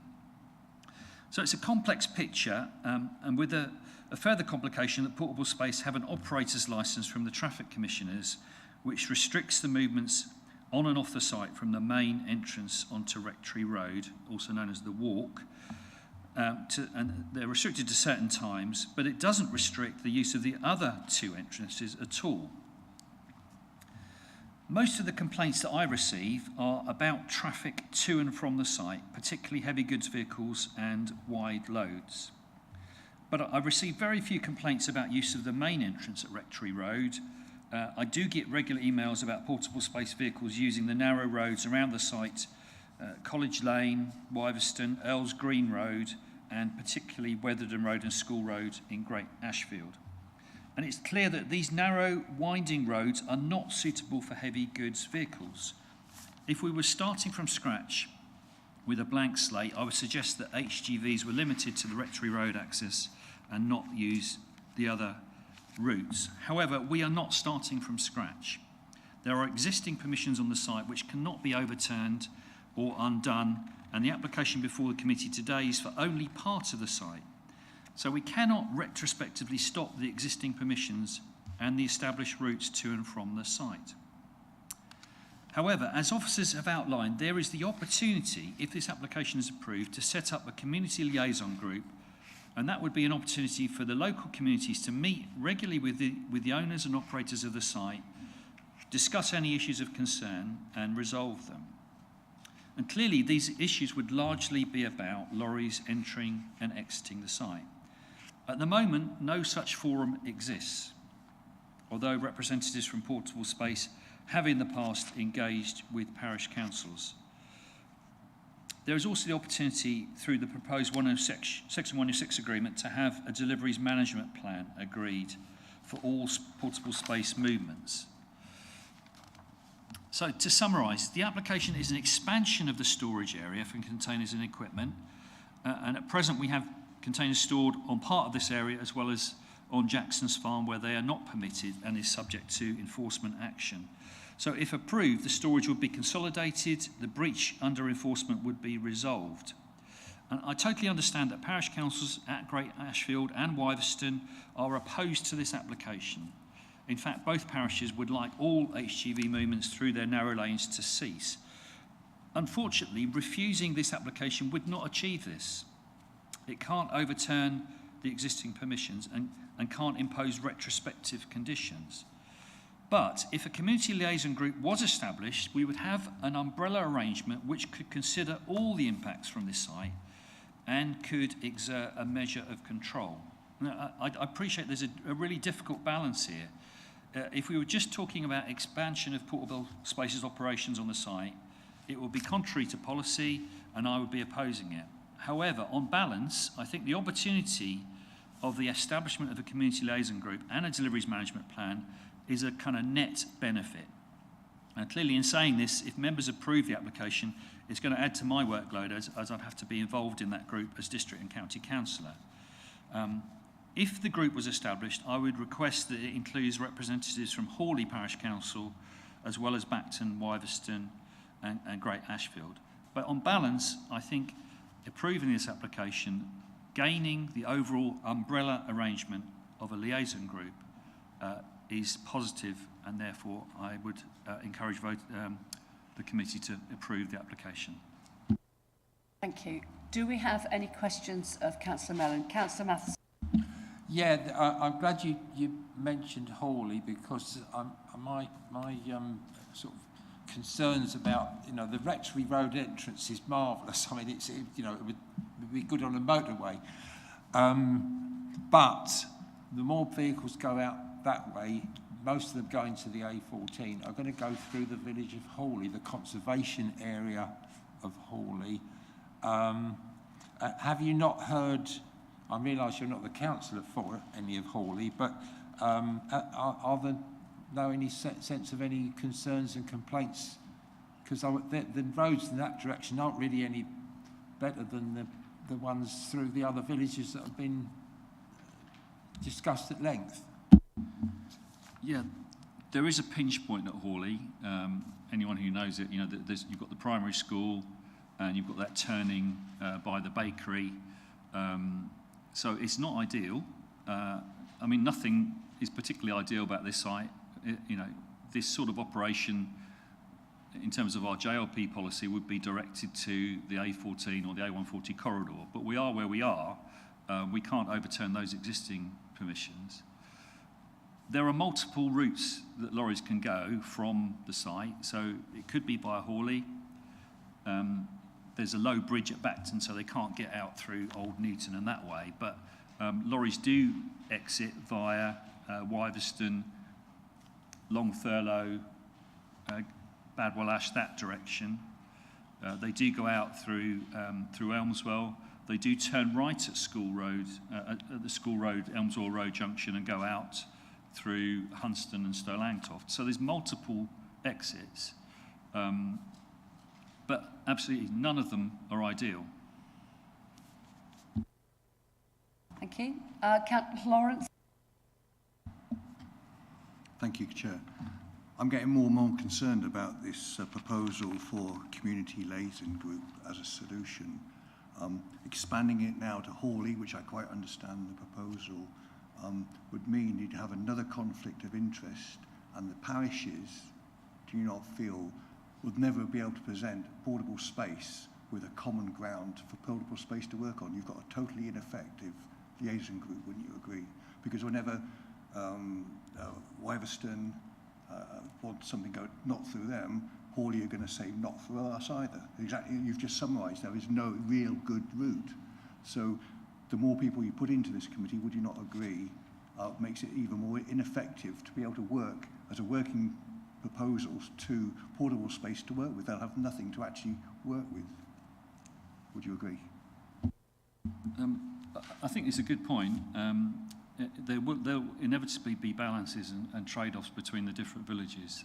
If I could just point to, we've got a lot of construction going on in Bacton at the moment, and we had a meeting between the parish council and the developers, and Hawley Parish Council sent a representative because obviously they were getting a lot of construction traffic. So we have been able to discuss these things and make some resolution in other areas. I'm optimistic that we could improve on what we have at the moment, which is no liaison and no forum to discuss any of these issues. I mean, it's interesting that Mark Dolman mentions he hasn't had any complaints. I'll forward him a few, because and we have discussed them at your office. But if there was a forum where issues were raised and we could discuss them between the owners of the site and the operators at Portable Space and the parish councils, that is something better than what we have now. I would be hopeful that can make some progress. I think Phil Isbell would like to come in. Thank you, Chairman. If I can flesh a little bit out about what this community liaison group might look like and might have as its terms of reference, and having given that little bit of thought, thinking through debate, I think first point from our perspective as to its purposes would be to establish a group to receive reports on the deliveries management plan and any agreed deliveries arrangements, and secondly, to receive reports of traffic or amenity issues raised by the community or within the community, you know, supposedly from within the site in the surrounding highway network. Now, you're always going to have the problem of, does this lorry come from such and such a business? But accepting that's a starting position, you've got a forum then to receive reports of concerns and to look at what you have as a management plan. And if you've then got the site operator or businesses able to investigate the issues that are raised and to report back to a subsequent meeting, you've got a feedback opportunity where the businesses who may be accused of having caused an amenity problem with traffic have an opportunity to either explain what they've been doing, whether that's correct or otherwise, and to report back on any measures that they might take in mitigation or any actions they take to prevent issues reoccurring. And lastly, you know, that group would then have the opportunity to review and consider those responses and to provide a forum which would enable it to report views to the traffic commissioners, which doesn't presently happen other than by individual parish councils. So you've got a single body capable of providing that onward contact both to the traffic commissioners and to the highway authority. Now, as conceived by officers, you'd need objective chairing of a meeting such as that, and you have two councillors, Councillor Winch, Councillor Mellon, both of whom I imagine could probably take it in turns to chair such a meeting and to ensure that there is a measure of consensus stroke common ground, and accepting each individual parish will have a different view, fully recognise that. And you'd need to get, in my opinion, representatives of Bacton, Wyverston, Hawley, Elmsall, Great Ashfield to participate in this.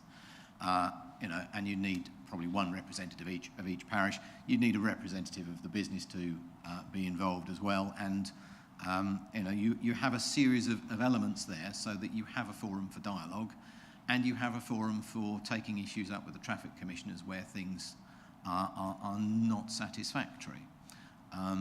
You know, there's a measure of opportunity there to provide that which doesn't exist at the moment, but I think, you know, this is about the art of the possible, accepting that you already have a business, and in planning terms, you're not looking at that application this morning, you're looking at an extension.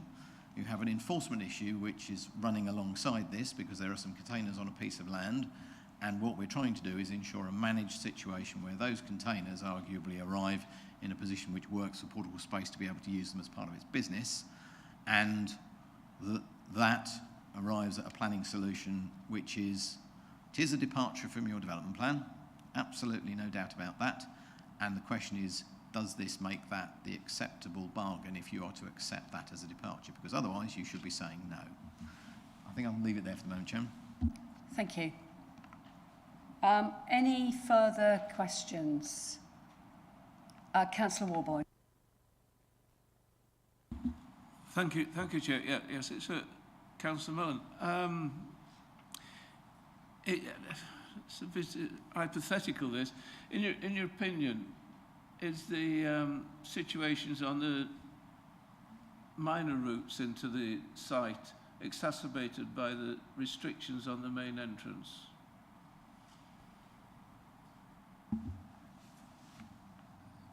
I think yes, because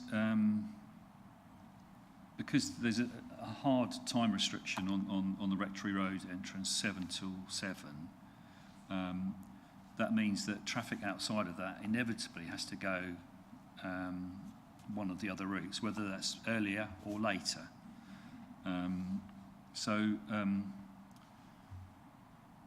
Yes, it does have a knock-on effect, but we're dealing with kind of overlapping permissions here. We've got the traffic commissioners'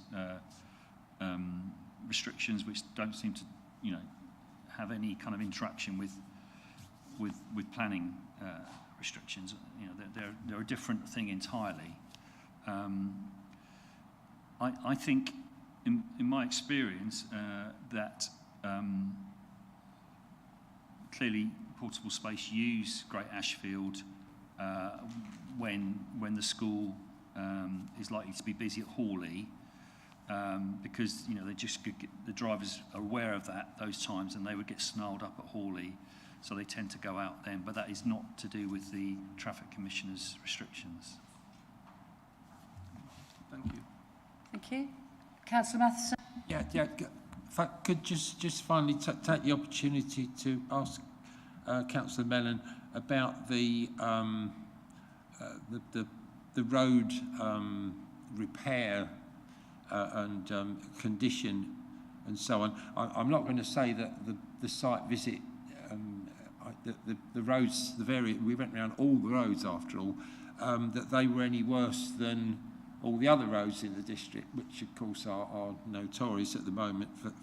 But you know, do you have concerns that more HGVs are going to chew up more verges and break up more road edges and so forth than what is already happening? And I'm sure that the committee saw the road that goes from Earls Green to College Green and out at Wiveston is in a particularly bad state. That I can't say whether that's definitely to do with HGVs or heavy farm traffic. I mean, it gets a lot of usage in it and it needs to be repaired every year. The road from Bacton to Hawley seems to need, you know, constant repair as well. But I think it'd be difficult to sort of pin that on portable space, really. I think that there's a general problem with road maintenance and heavy vehicles where they're unrestricted. Yeah, I think what I'm asking is you know, about the additional, not what's happening, but what, you know.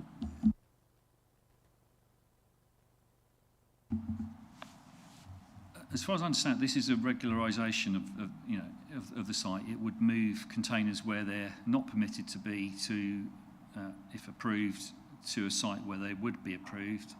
I don't understand that there's any particular increase in the number of vehicles associated with this, so it'd be difficult to sort of quantify any additional impact. But in general, you know, I'm getting complaints everywhere about HGVs carving up verges and causing potholes, but that, I guess, is the impact of economic growth. Thank you. Right, if there are no further questions, I'm going to propose that we have a 5-minute comfort break before we go for debate, but please do not discuss the application whilst you're out of the room. So shall we start again at 11:30 on the dot, please? Thank you.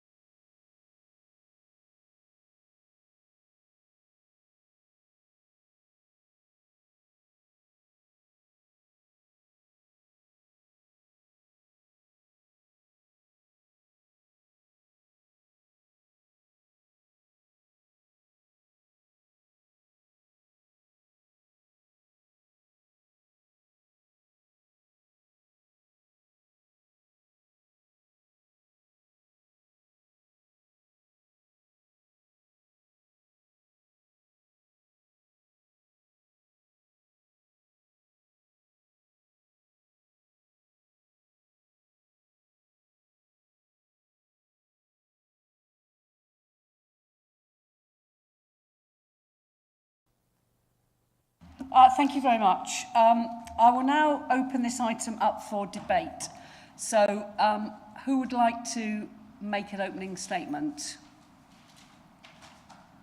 or view? Well, if not, maybe I'd better say something then. I do think this is quite a tricky application because, as has been said, there's already some unauthorised, unlawful storage nearby, and presumably that unauthorised use is generating traffic, which does seem to be the biggest issue here. So this application does seem to give us a chance to regularise the unlawful storage of containers elsewhere, and it also gives us a chance to have some sort of dialogue about traffic from the site in general, which of course we can't impose on the existing use of the site anyway. So if we do nothing today, if we let the status quo, we will have no regularisation of the unlawful use. We won't have any opportunity to have a meaningful liaison. So although these roads are not suitable for huge, great transporters of large portable buildings, we're not here to, we can't stop traffic using the roads anyway. So although we might not like the traffic using those roads, I think in a way that this application is giving us a chance to try to manage the situation better. I'm not saying it will be perfect, but it might offer solution and mitigation. And also, having been told about the near misses or antisocial driving in some of the lobbying letters, maybe this will also give a chance for those complaints to get back to portable space, because if they're not reported to portable space or the police, no one's ever going to have a record of them. And the more my philosophy is always report as much traffic information as you can, because then they've got it on the database. And if the police and the highways know that there's loads of incidents on those roads, standoffs between the horse riders and the lorries, maybe they'll do something about it. Maybe when it comes to renewing the HGV licence, and they're aware that there are incidents on local roads, maybe that will give them a chance to do something about it. I don't know. But anyway, I think on the whole, this is giving us a chance to control a situation which is less than ideal. Thank you. Councillor Haddingham. Thank you. I agree with you. This is a tricky one, and I think on the surface you could think, oh, well, let's just direct all the traffic through here. But when you understand why they're trying to avoid Hawley at school times, then it does make more sense. I think, like you say, the roads around East Anglia aren't brilliant, but we live in a rural part, there's potholes all over, there's, complaints. As I've been part of a community liaison group, I do agree it's a good thing. I think sometimes the owners of these sites can not be the ones hearing the complaints. It does fall on our door or the parish councils, and I think it does give the locals a voice so that the complaints can be heard and they can have their own complaint log so they can actually see what's happening. And if there's a particular driver that might be a bit of an awkward sod, then then hopefully he would be spoken to. And I think that on the whole, this is a positive thing, and I'm happy to propose that we go along with the officer's recommendation. I also think the 6-month thing, I think that should be pushed to 9 months or 12. I don't think that's unreasonable. And yeah, that's me. Thank you. I've got Councillor Matheson and Councillor Warboys. I'm not sure who was first, so Councillor Matheson. Thank you. Yes, a few initial points really. I think it's quite concerning that Hawley Parish has not been involved. I mean, I guess they might have had the opportunity.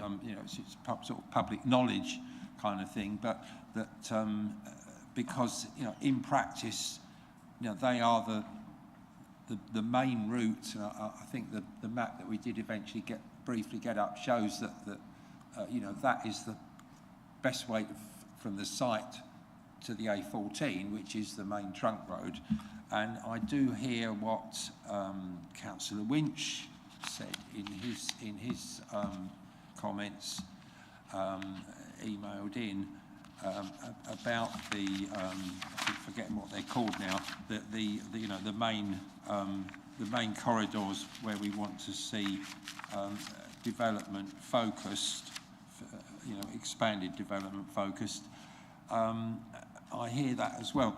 Now, as my questions showed, when I understood the hire element of the business, I grew a lot more concerned because, you're giving, if you have more space to store the containers, then there's more opportunity to expand the business and to do more, and that hiring them out would generate a lot more movements. But reassured to hear that the business has taken that into account, that this is not the best place to operate a hire, a portable building hire business from. So I think the question and the balance that I'm left with is this the right time to ask the business to run its local Mid Suffolk hire operations, and maybe sort of showroom or whatever you want to call it, somewhere within those corridors, and obviously the principal corridor is the nearest one is the A14. Is this the time that should be their way forward, rather than marginally increasing various problems that we've been hearing about? And that's a difficulty for me as to whether that's whether this is the right time, or whether they should have a bit more storage space and do a bit more here, while hearing and realising that the hire business is better located in I don't know, 1 or 2 or 3 other places in the country, if it's going to become that scale of a business, which we can hope that it is. So if you think about it, it's a good repurposing of old shipping containers, which we'd be in favour of. So I'm very much thinking about it at the moment. Thank you. Councillor Hedingham, you made a proposal, but then you also included some information about extending the time limit. So were you making a proposal as per the officer recommendations, or did you want to have some discussion about the length of time? I was adding that to it. So you would like to see an extension Yes. of the time limit? Yes. Right. Councillor Warboys, did you want to come in with anything? Yes, thank you, Chair. I do agree with the comment about the time limit as well, that perhaps from the information received by the applicant, that perhaps that's unfeasible in order to accommodate the extra drainage. I think we've actually got a situation here where whatever decision we make, the amount of traffic is going to stay more or less the same. The officers said there's going to be an insignificant increase in the amount of traffic on these roads. But this is an opportunity to set up a forum to discuss the management of this traffic. I agree with everything that's been said about the difficulties of HGV vehicles using these small country lanes.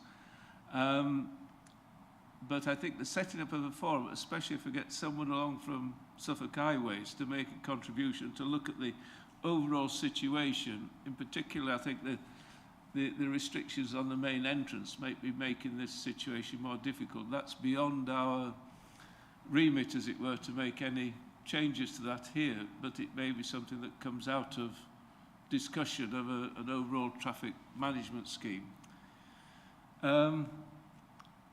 We've got a significant business here. 75 people are employed. It's very positive. It's quite reassuring to hear that there's been no complaints about the conduct of drivers that have been heard, and this forum is perhaps a good opportunity for those kind of discussions to take place.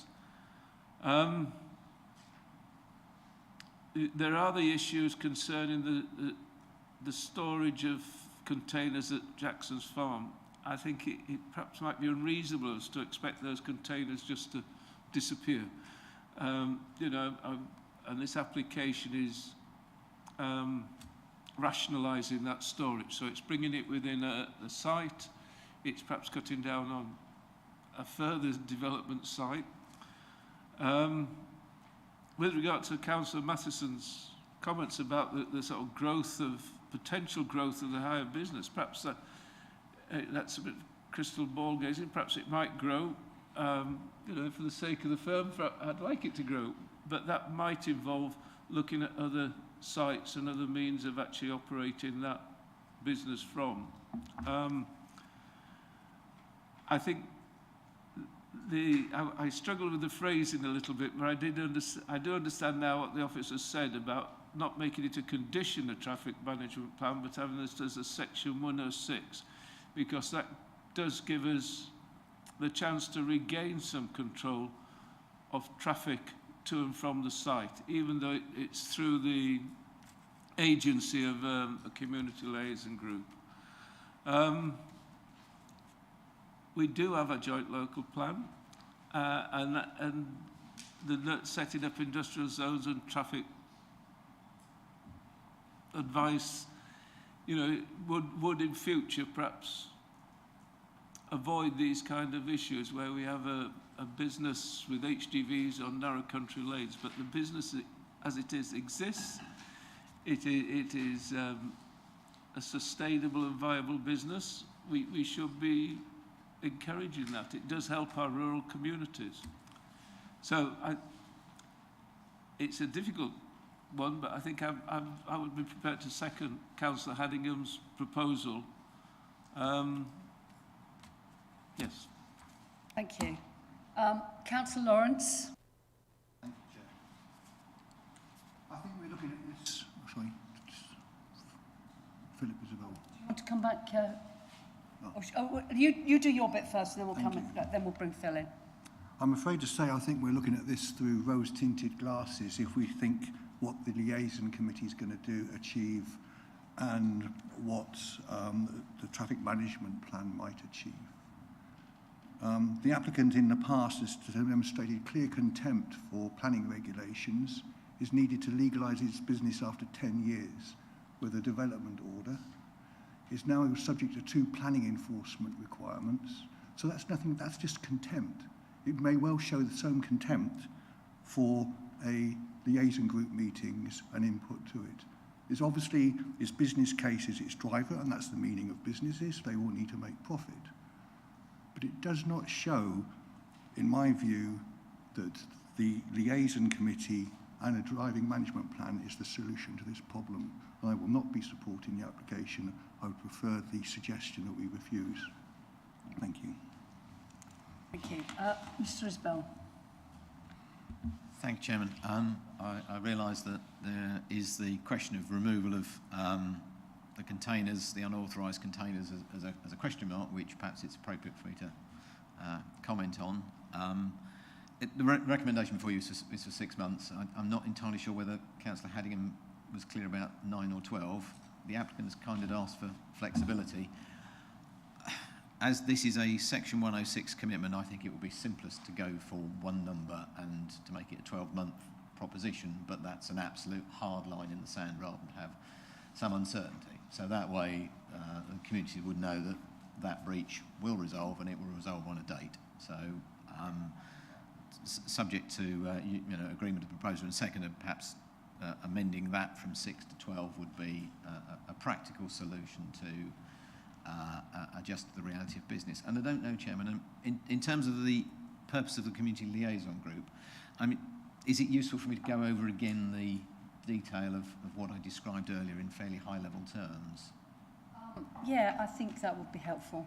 Okay, Thank you, Chairman. I mean, the deliveries management plan, there is some description within the report at paragraph 3.10, so we've covered a little bit of that ground there to explain what's going on. But just to go back over what I was describing in relation to the community liaison group, I think the purpose of that would be to establish a community liaison group to receive reports on A, the deliveries management plan and agreed deliveries arrangements at Red House Farm, and B, traffic/amenity issues raised by or within the community arising from the use of the site and Red House Farm within the surrounding highway network. C, to request the site operator and or business investigate issues raised and report back to a subsequent meeting, together with any measures being taken in mitigation to prevent issues recurring. And D, to review and consider the issues and response and any mitigation proposed by the site owner and user. And then E, to provide a forum for the consideration of traffic and transport issues experienced and to report the views of the community liaison group to the traffic commissioners, police and highway authority as relevant. Now, in terms of participants, I would suggest that either the Councillor of Bacton or Great Ashfield Ward chair the meeting, and this is a detail to sort out as and when this group might become established, and that there be one representative from each of the following parishes: Bacton, Wiveston, Hawley, Elmsall and Great Ashfield, and one representative of the landlord/owner, and that they provide secretariat and accommodation at no cost, and that there be one representative of portable space and one of any other business subject of query. Now, that's quite a long list of issues. Typically, these are terms of reference that any meeting you set up agrees, and I'd suggest that what needs to happen here needs to happen quickly, and that the first meeting be held within 3 months of the grant of planning permission, so that this gets established, and that detailed terms of reference get actually agreed at that inception meeting. So that's the flesh on the bones of the community liaison group idea. It's fair to say this has been in discussion with the applicant for some while, and they have been amenable to it, not necessarily precisely on these terms. I think the views of councillors relating to feedback to traffic commissioners is a change that we've introduced this morning, but there is a general willingness there, so I think there is the potential for this to work. And obviously then, in terms of the section 106, amending the recommendation to 12 rather than 6 months. Thank you, Chairman. Thank you. Do we need to put into the section 106 that the community liaison group needs to be set up within 3 months? Chairman, as I've described it, and I'm hoping that the proposer and seconder of the motion would be prepared to go along with the description of the group as I described it. Is that okay? Proposer and seconder? Okay, thank you. Councillor Lawrence, just you have already spoken. I just want to check if anyone else wants to make any comment, and then I'll come back to you. Councillor Elkin? Thank you. Yeah, it is really tricky, just echoing what everybody said. I mean, the highways are really clear that the lanes are not appropriate for large HGVs, and I think we all live in rural communities and we know what the challenges and difficulties are, and having seen it, that school lane junction is particularly difficult, and I'm sure we wouldn't really want to see any further expansion there. I mean, it's not in line with the joint local plan to have a business of that scale on a site like that, but as everybody has said, you know, it is also good news that it's a local business that's providing local jobs, and this is regularising what is there and already happening. And I personally feel that the traffic management plan and the community liaison has the potential to help give a forum to people who perhaps aren't able to make those complaints heard. And lots of, you know, if you're walking your dog or pushing your pram down a quiet lane, that maybe people don't know how to complain, where to complain. So the hope is that that will give a voice to those people who are experiencing those problems. I don't know if it would be reasonable if the school would like to have any input into the community liaison. That was just one thought, or whether that will be covered by the parish council.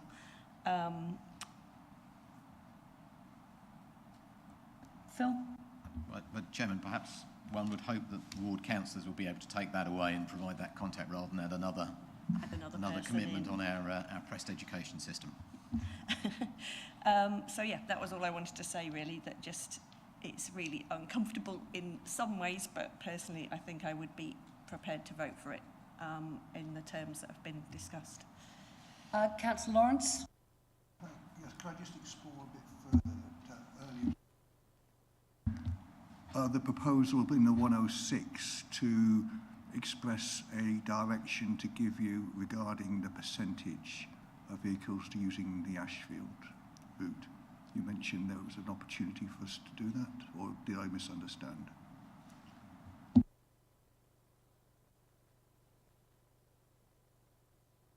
I'd normally be a little bit wary of that because percentages can be quite arbitrary, and the impact within the highway network is what you want is people to, we want this to be as, it's going to have an impact, almost foreseeably. So I'm not entirely sure that percentages are going to take you anywhere in terms of the truth of what actually people experience.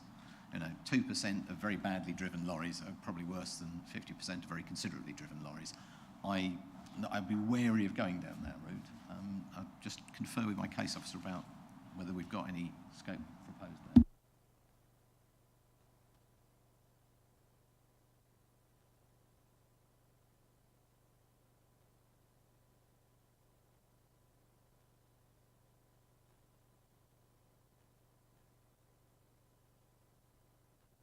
Sorry, Chairman. I think we had expressed in the report something at 6:15 about the possibility of doing that. I just want to make sure it's picked up in the deliveries management plan question.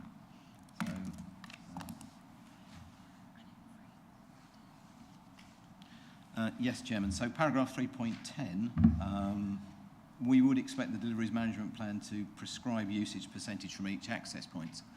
The problem I would suggest you don't want to get into is to having to serve a breach of condition notice because somebody uses an access 60% of the time rather than 50%. So if you do it this way, under a condition, in this way, you can manage it through your community liaison group and you can keep a lid on things where there are what you might call technical breaches rather than hard breach of conditions in a literal sense, which will be actionable because that would perhaps be counterproductive. So to some degree you can do that and we're comfortable that's done under the deliveries management plan, but I think putting it into a condition of its own right would perhaps simply put us into a point where the business could find itself in breach of condition without necessarily intending to. I'll come back. I'll go to Councillor Penny first because he hasn't spoken yet, and then I'll come back to you, Councillor Matheson. I won't take up too much time by saying all the comments that I agree with that others have mentioned. Just a query about whether we could impose any sort of limit on total number of vehicles to guard against further expansion, whether that might be desirable or not. My other query is still about trees. I think the visual amenity from the west to see a long line of the tops of container lorries and a long flat hedge on top of a mound or going up a mound is very bland. And the attention would be drawn to the colours of the tops of the containers. I think if the landscape was broken up with trees every few metres, perhaps every 10, well, within less than 10 metres, then it does break up the visual amenity. Thank you. We do have a condition about soft landscaping details. Would that be covered within that, or do we have to, are they hard and fast as per the plans we've seen? Chairman, I'd suggest that if you want to see more trees as part of the mix in that you specify that. So you could have the condition as written and to include a measure of tree planted included within the scheme. And I think that as an addition to that bullet gives you scope to agree something. I'm always wary personally, many years experience of seeing bunds, and the water table does not rise into a bund, so you've got to make sure you irrigate the planting to get it established. So I'm always a little wary of too much planting which may be at risk of failing down the line. So understand entirely the point, and breaking up the visual impression of the containers hopefully will be achieved by having hedgerow planting anyway. But yes, tree planting, intermittent tree planting as part of that is perfectly reasonable if one includes that as a requirement in that condition, you've got scope to see something come in which is not what's currently on the table, but improves it by including a measure of indigenous tree planting. Maybe we need to go back to the proposer and seconder about that change then. Councillor Warboys? I think I agree with Councillor Penny's comments about that we could expand a little bit on the biodiversity net gain. When we had the site visit, I did approach along Route B, and that aspect is quite open, so it could perhaps be, I think it could be definitely improved on and detract from the wall of the bund with the planting on it, though that does hide the containers. So I think that would be, if we could work that condition in, I think that would be quite nice. And Councillor Haddingham is nodding her head, so I'm assuming she's happy to include that in that condition. Councillor Matheson.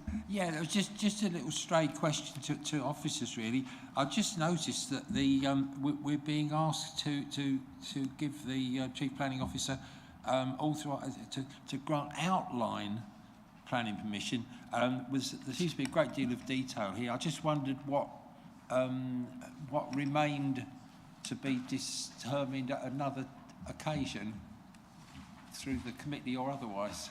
Well spotted. Always a pleasure to have councillors identify the errors in a report. That's not the only one that we've noticed, Chairman. There's probably an inappropriate reference to a section of the Act, but let's not trouble with that. You are quite right, Chairman. Apologies. That is a typographical error. It's a full planning application, I believe. Right, thank you for that, Councillor Matheson. So I'm assuming that section 2 should just be to grant planning permission. We can just cross out the word outline. Is that right? Is that all we need to do? Yeah, we'll do that. Yeah. Councillor Elkin. Sorry to go on about trees, but I just couldn't understand. Were you meaning tree planting on top of the bund or on the base of it? Because there'd be kind of significant establishment and management problems if they were stuck up on the top of the thing. On the base of the band, yes. I think that would just come out in the details, wouldn't it? In the soft landscaping details. If we put to include some tree planting, then that can be put in a more appropriate place. Do we have any further comments? We've got a proposal. Do we just need to read out the what the changes are to what we've got written down on the papers before we go to the vote? Thanks, Chairman. So, just for clarity on the community liaison group proposal, Chairman, its purpose will be to establish a community liaison group to receive reports on A, the deliveries management plan and an agreed delivery arrangements at Red House Farm, and B, to receive reports on traffic/community issues raised by or within the community arising from the use of the site or Red House Farm within the surrounding highway network. C, to request the site operator and or business involved investigate issues raised and report back to the subsequent meeting, together with any measures being taken in mitigation to prevent issues recurring. And D, to review and consider the issues and any response and mitigation from the site owner and user. E, to provide a forum for the consideration of traffic and transport issues experienced within the community and to report views of the community liaison group to the traffic commissioners, police and highway authority as relevant. And those were the purposes and heads of terms for the group. Participants, I was going to suggest the councillors of Bacton and Great Ashfield wards either to chair, and then one representative from each of the following parishes: Bacton, Wiveston, Hawley, Elmsall and Great Ashfield, with one representative of the landlord stroke or owner, also expected to provide secretariat and accommodation at no cost, and one representative of portable space in this meeting. Lastly, one representative of any other business subject of query, because there are other businesses at this farm. This is part of the point here. And then in terms of implementation, for this group to be meet not later than 3 months after the grant of planning permission, and the detailed terms of reference to be agreed at the inception meeting. Thank you, Chairman. And we're changing the third bullet point. And we're changing the third bullet point of section 106 to require removal of those containers within 12 months, and amending the soft landscaping condition in your little 2 to include tree planting mix within the scheme. Thank you. And, So I to, can, and obviously to correct Councillor Matheson's yes. type. And any other typographical errors that we haven't spotted yet. If that's all okay, then I will ask the Governance Officer to conduct the electronic vote. Thank you, Chair. Members, that vote is ready for you. Thank you.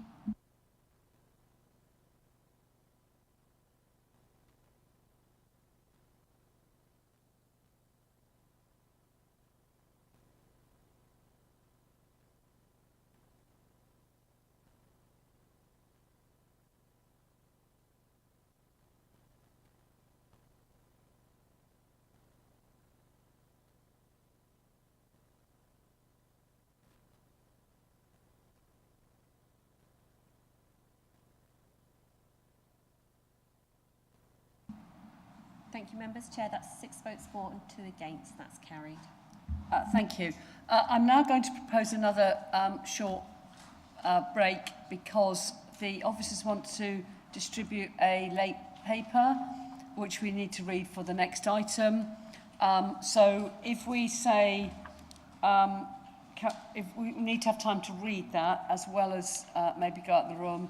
So let's say 12:15 then. So you get time to read this paper, which will be distributed by the officers, and for any visitors to move around.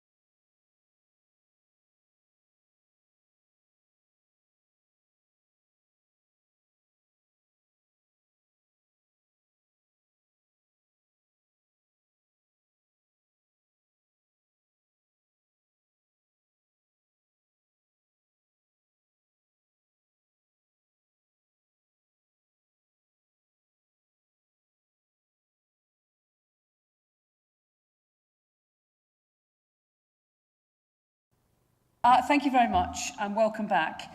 We're now moving to item 7B on our agenda, DC 22025458, Anglia Business Park, Wattisham Road, Ringshall. And I will now invite the case officer, Elizabeth Flood, to introduce the application to committee. Thank you. Thank you, Chair. So this is our full planning application for the erection of 20 commercial units consisting of Class EG, which is office and light industrial, and B2, which is general industrial. Okay.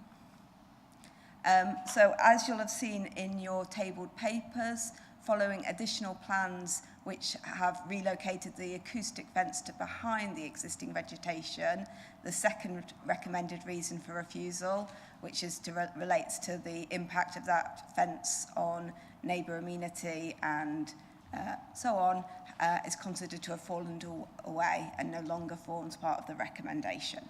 So we're left with just the 3 reasons for refusal. So this is the site. It's here. You can see these are the neighbouring properties. This is the airfield, and then what the Cedars. So this is Charles Tye up here. These are the neighbouring cottages, Mead Cottage and Tye Cottage.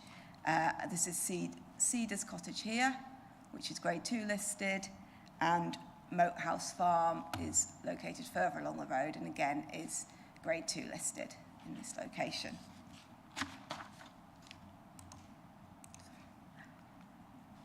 So this gives you a bit of a wider view, so you can see the site in relation to the airfield. So all this development relates to the airfield and does not have a settlement boundary.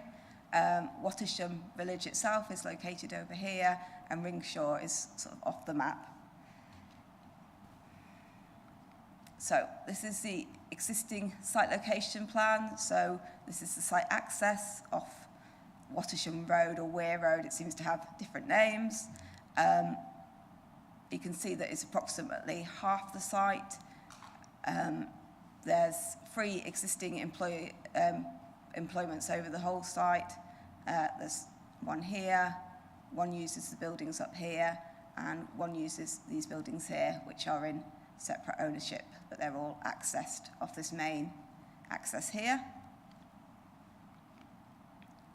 And I should note that it's the buildings that have the permission to be used for B2 rather than the site, it's the whole site. So it's the existing buildings, the existing historic buildings that have the planning permission. Again, this shows the constraints. So you can see the key constraints are the 2, well, there are 3 listed buildings, but the 2 which are nearer, Cedars Cottage, adjacent to the whole of the airfield, but not to the site, Moat Farm Cottage up here, and then the other thing to be aware of is this public right-of-way that goes to the rear of the site. So this is the proposal. So they are proposing, so this is the existing building, which is used by RMI engineering, that's to be retained. This is unit 20, which would be a B2 build unit for the existing users of the site, RMI engineering. These would be offices, and then you've got light industrial and general industrial, so B2. So it's a mixture of all these. And you can see that the existing hard standings would be removed and a completely new set of new layout would be put in place. There'd also be a drainage basin and some various landscaping, either retained or supplemented.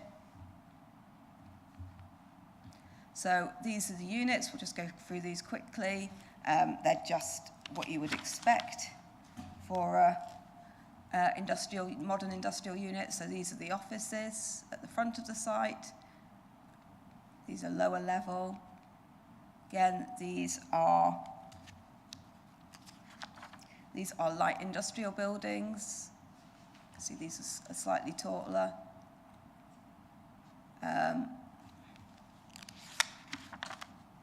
Again, these ones are general industrial, so B2 use. You can see a little bit of space upstairs.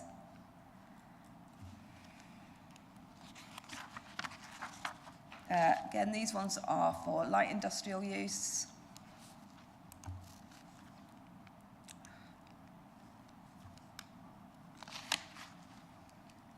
These are general industrial use. And then the key one is this. This is Unit 20, so this would be for the existing business, and this is for B2 use. And that's quite a large unit. This shows the fence. So as I've stated in the tabled papers, originally the fence was to be put in front of this vegetation, and it would have been really oppressive on the neighbours because you can see how high it is.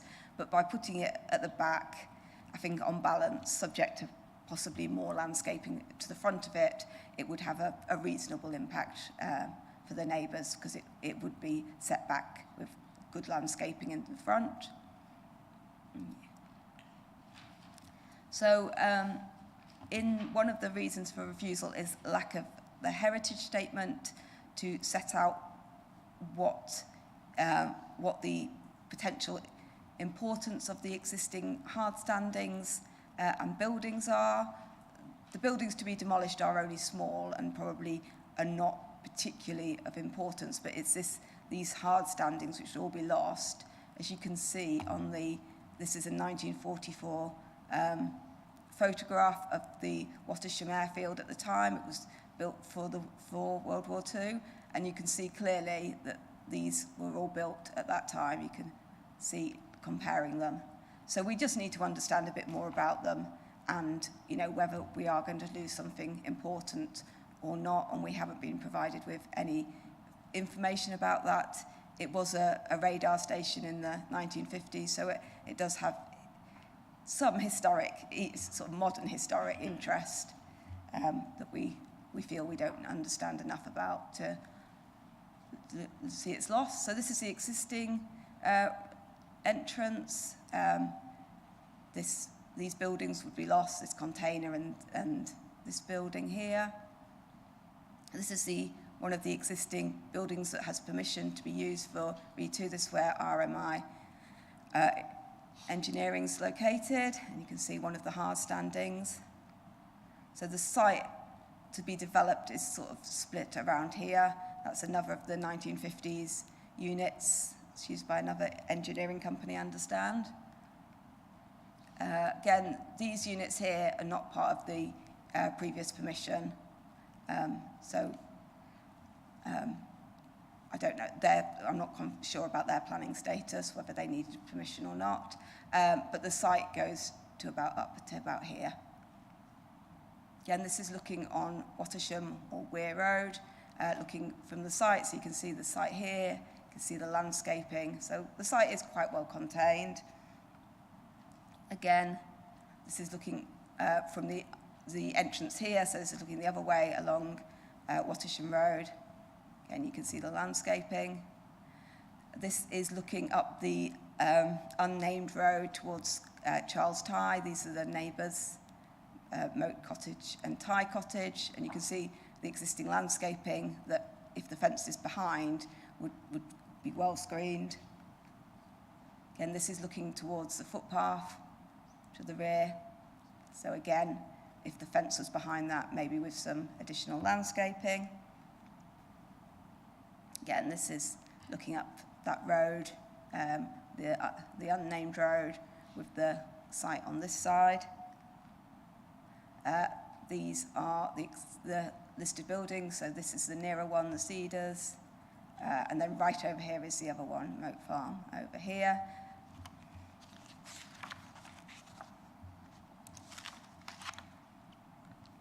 So the recommendation is to refuse planning permission.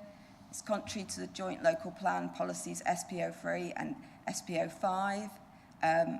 SPO3 says outside of settlement boundaries, you have to comply with other policies. SPO5 states that employment new employment should be within 2 kilometres of the strategic corridors. This is about 8 kilometres from sort of birds by the crow flies, 8 kilometres from the A14 and the A140 junction. As I've spoken about, we've got lack of information regarding the non-designated heritage assets, and finally there's a lack of biodiversity net gain. Thank you. Thank you. Do we have any questions from members? Councillor Matheson.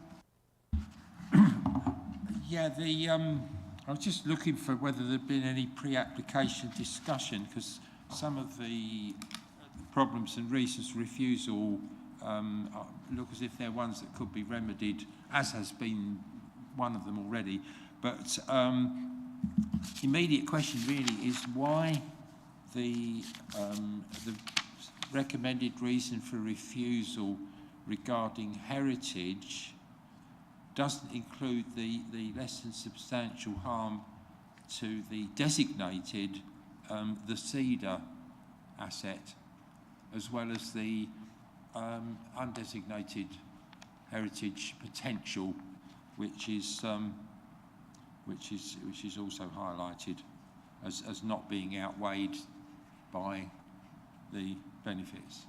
So it's a slightly different situation. So the Cedars building itself wouldn't be affected, it's its setting, and what Heritage have said is it's a low level of harm, and we have to therefore weigh that against the public benefits.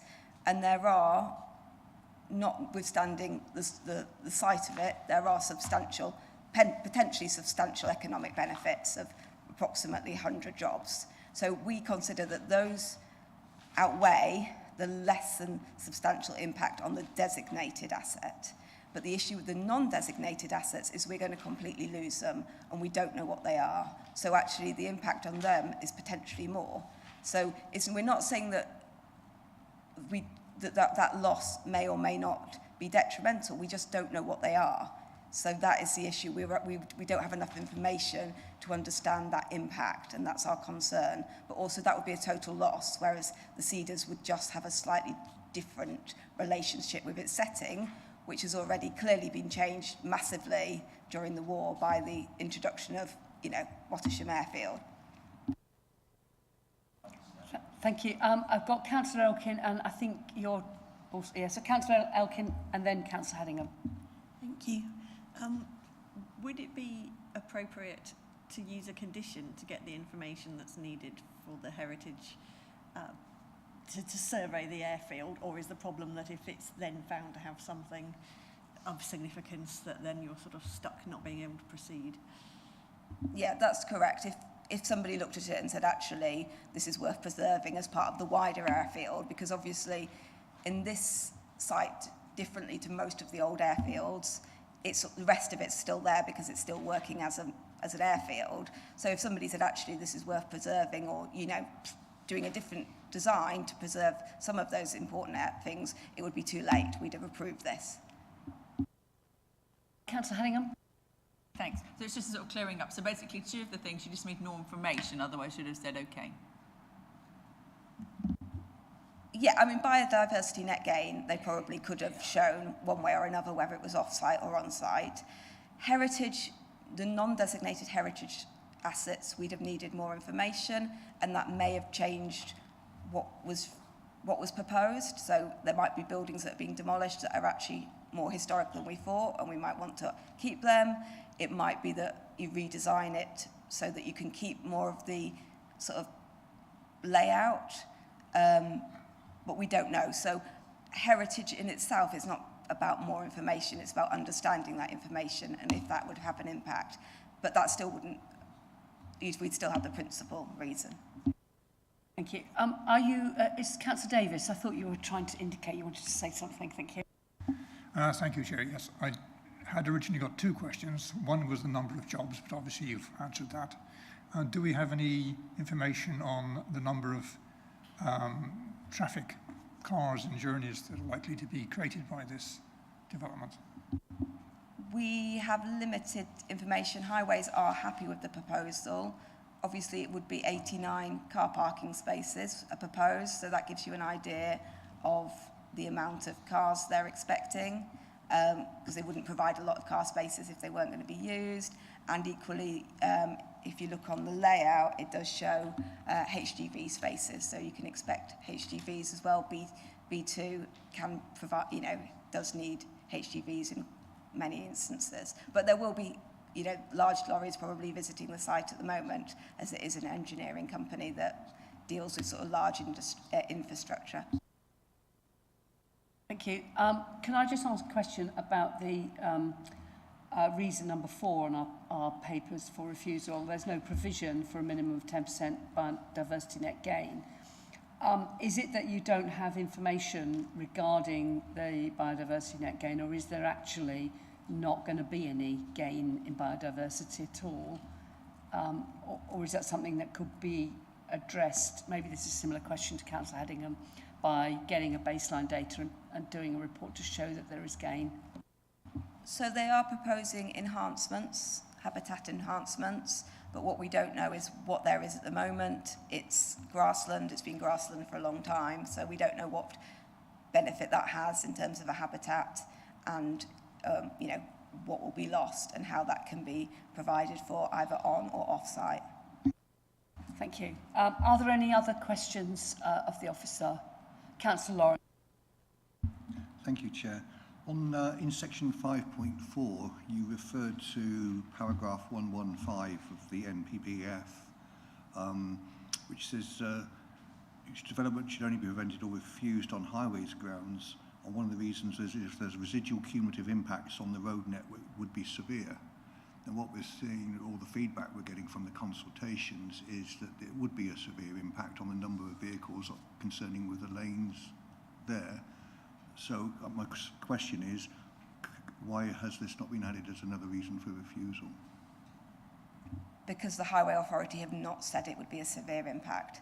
They have not objected to the proposal, and generally if the Highway Authority say it's not going to be severe impact, we go with as the experts, we go with that guidance.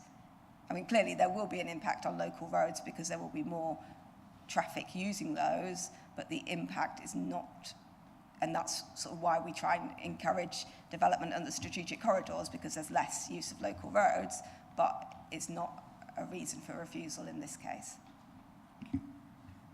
Thank you. Any other questions?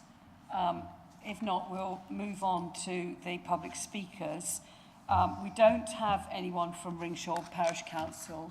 The late paper which you read in the break was from Wattisham Parish Council, which is just over the border into Baber, and they weren't notified in time to make a representation here, which is why they had that late paper, which hopefully you've all read.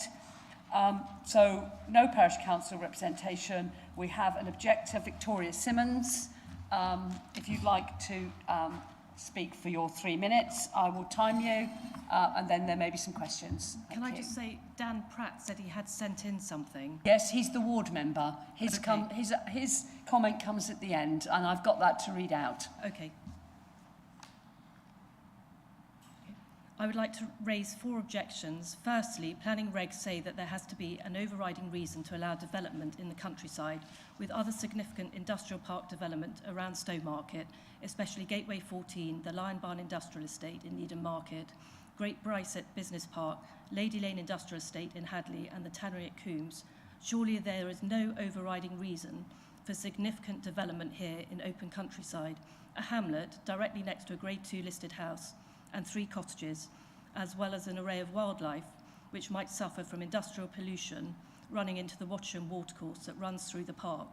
Secondly, the site is not adjacent to any significant settlement, with the nearest Wattisham being 1.6 kilometres away and Ringshall 4.5 kilometres away, both with no amenities.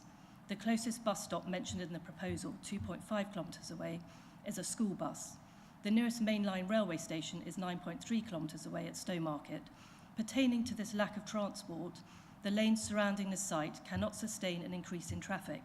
This is what the local population have had to put up with in recent months. Severe flooding has caused potholes and erosion of road edges. The State of Ware Road immediately to the west of the site, the most direct route to the A12, has almost been rendered impassable for most of the winter until several potholes were finally patched last week. In fact, it has been closed 8 times in the last year due to flooding and burst water mains, due in part to the increase in traffic since RMI and Dragon have moved to the park. These roads do not have line markings and 2 cars cannot pass in many places. Lorries have driven on the protected nature reserves and have had to back a quarter of a mile up the road to pass. The planning statement mentions the Council's emerging joint local plan policy SP05, steering development towards strategic road networks A14, 12 and A140. We're nowhere near them. The reason people move here is to bring up their families in a quiet rural area, being able to ride, cycle and walk down country lanes, enjoying the peaceful surroundings and wonderful array of wildlife and fauna. Thirdly, my understanding is that B2 industrial properties should be located away from residential areas due to the high air and noise pollution volumes, so the proposal of a 5-metre fence around the site would also directly impact on nearby houses with loss of sunlight and daylight without significantly reducing noise and pollution. Furthermore, in the Sound Solutions report, it was noted that businesses should avoid noise giving rise to significant adverse impacts on health and the quality of life.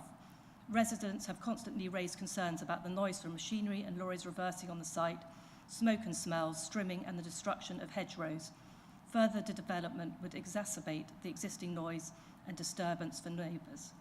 Finally, the planning statement emphasises how this proposal would contribute to the local area and economy, both in terms of job creation and housing, yet the businesses located at the site currently have no connection to the existing rural economy, and the agricultural and military nature of the surrounding land offers extremely limited scope for any housing development.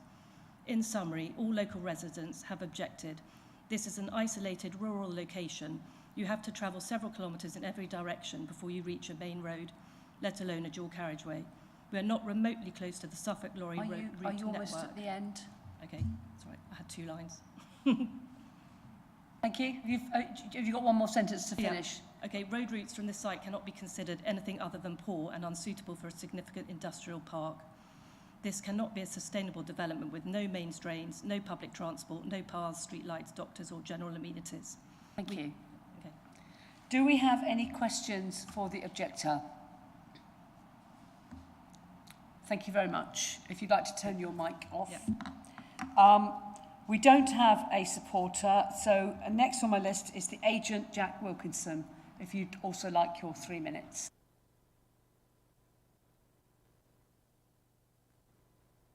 Thank you, Chair.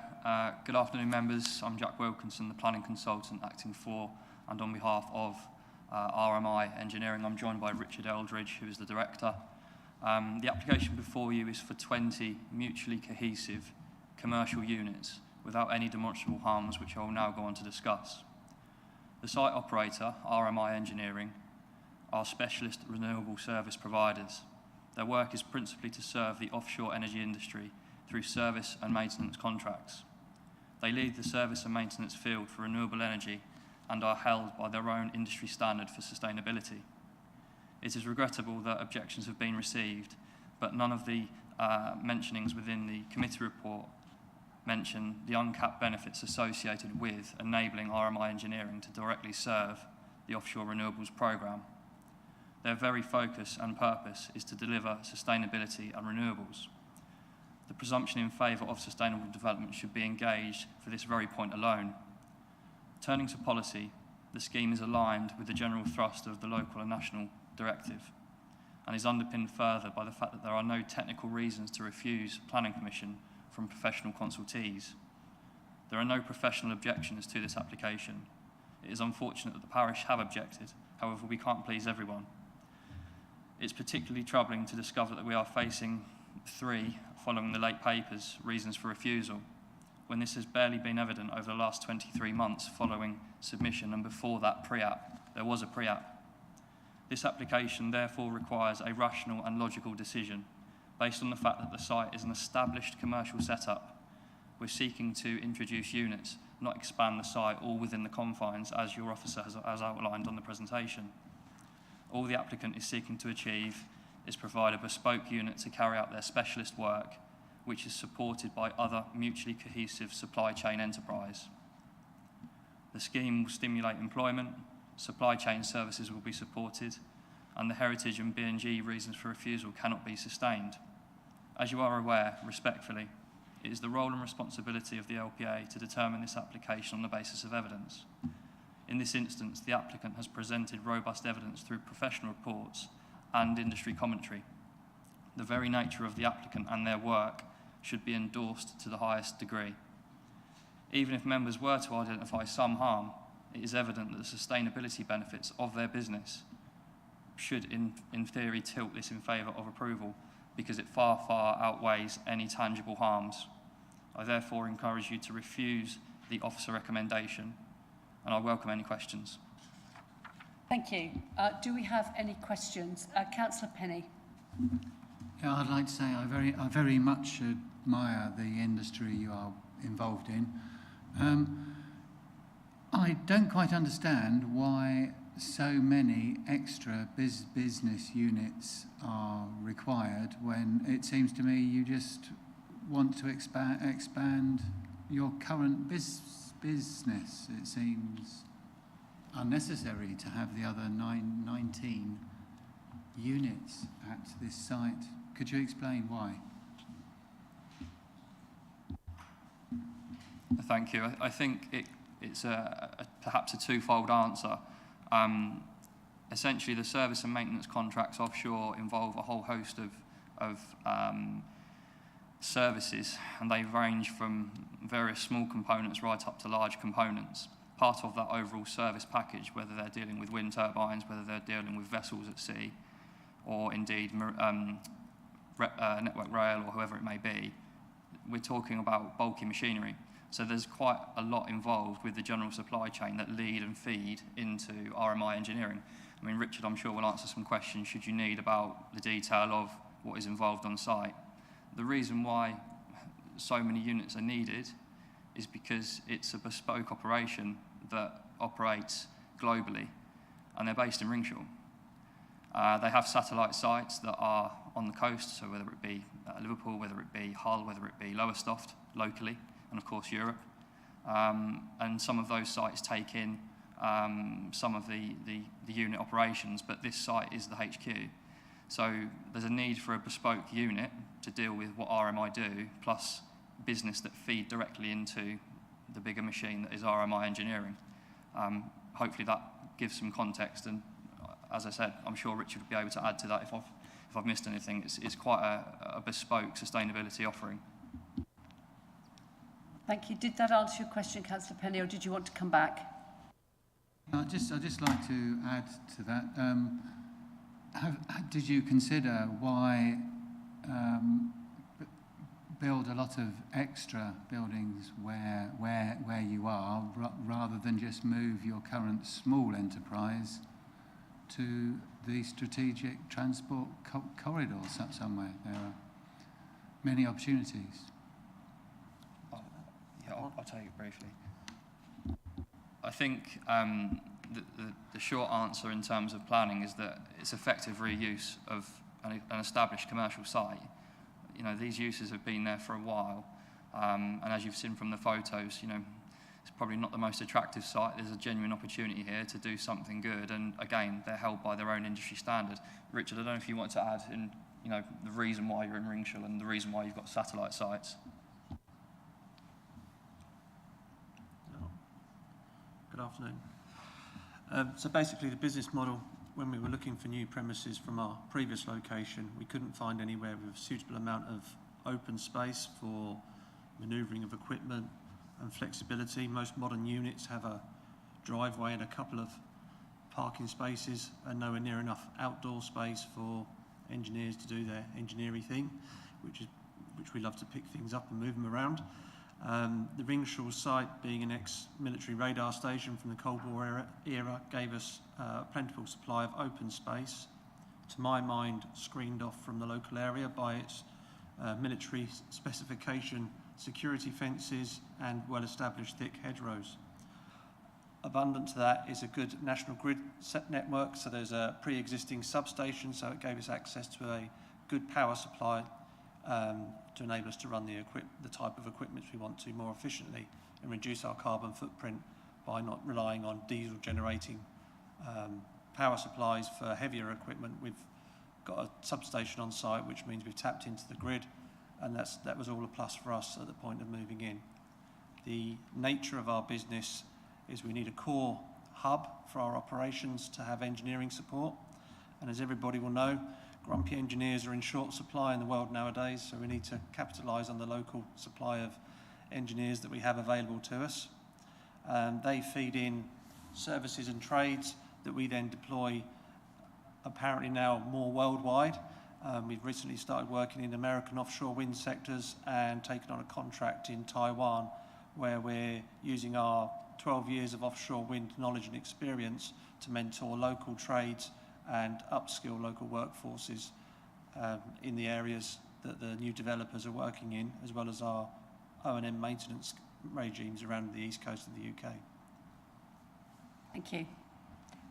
Councillor Davis, I think you had your hand up. Thank you, Chair. Yes, I did. Could you tell me how many jobs you currently have at your site and an estimate of how many cars and lorry journeys are currently made? Thank you. Current workforce split between our Ringshall site and Lowestoft sits at 30 full-time employees. In the marine industry, you have a demographic of self-employed labour, where we call them our tier 1 suppliers, which are usually individuals that are set up as a limited company. That will ramp up to, in the UK and Europe, pre-COVID, would be up to about 50. Those individuals would be remote from the site but controlled by the site. So they'd effectively be deployed from their home location out to an offshore installation. So our vehicle movements, despite our expansion, aren't replicated by the amount of people we actually employ, although invariably the development will increase some transport. Thank you. Councillor Matheson. This is partly for the officers and partly for the agent and applicant, really. What I'm struggling with is that, on the one hand, you know, the discussion and so forth and the advocacy is all about the existing engineering company on the site and what they do and so on. But paragraph 4.3 is saying that much of the development is speculative. And then again, the report says that there was no pre-application, that the agent says, well, there has been. And one would have thought that pre-application would have led to the applicant addressing some of the issues that are clear, that are, you know, that could have been dealt with but haven't been, apparently.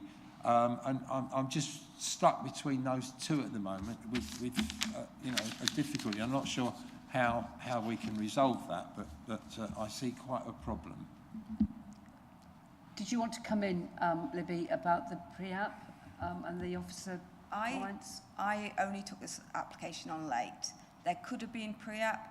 It didn't come up in the site history when I looked for it, but the site history is a bit funny because the names kept changing of the site, so it could be that there was pre-app.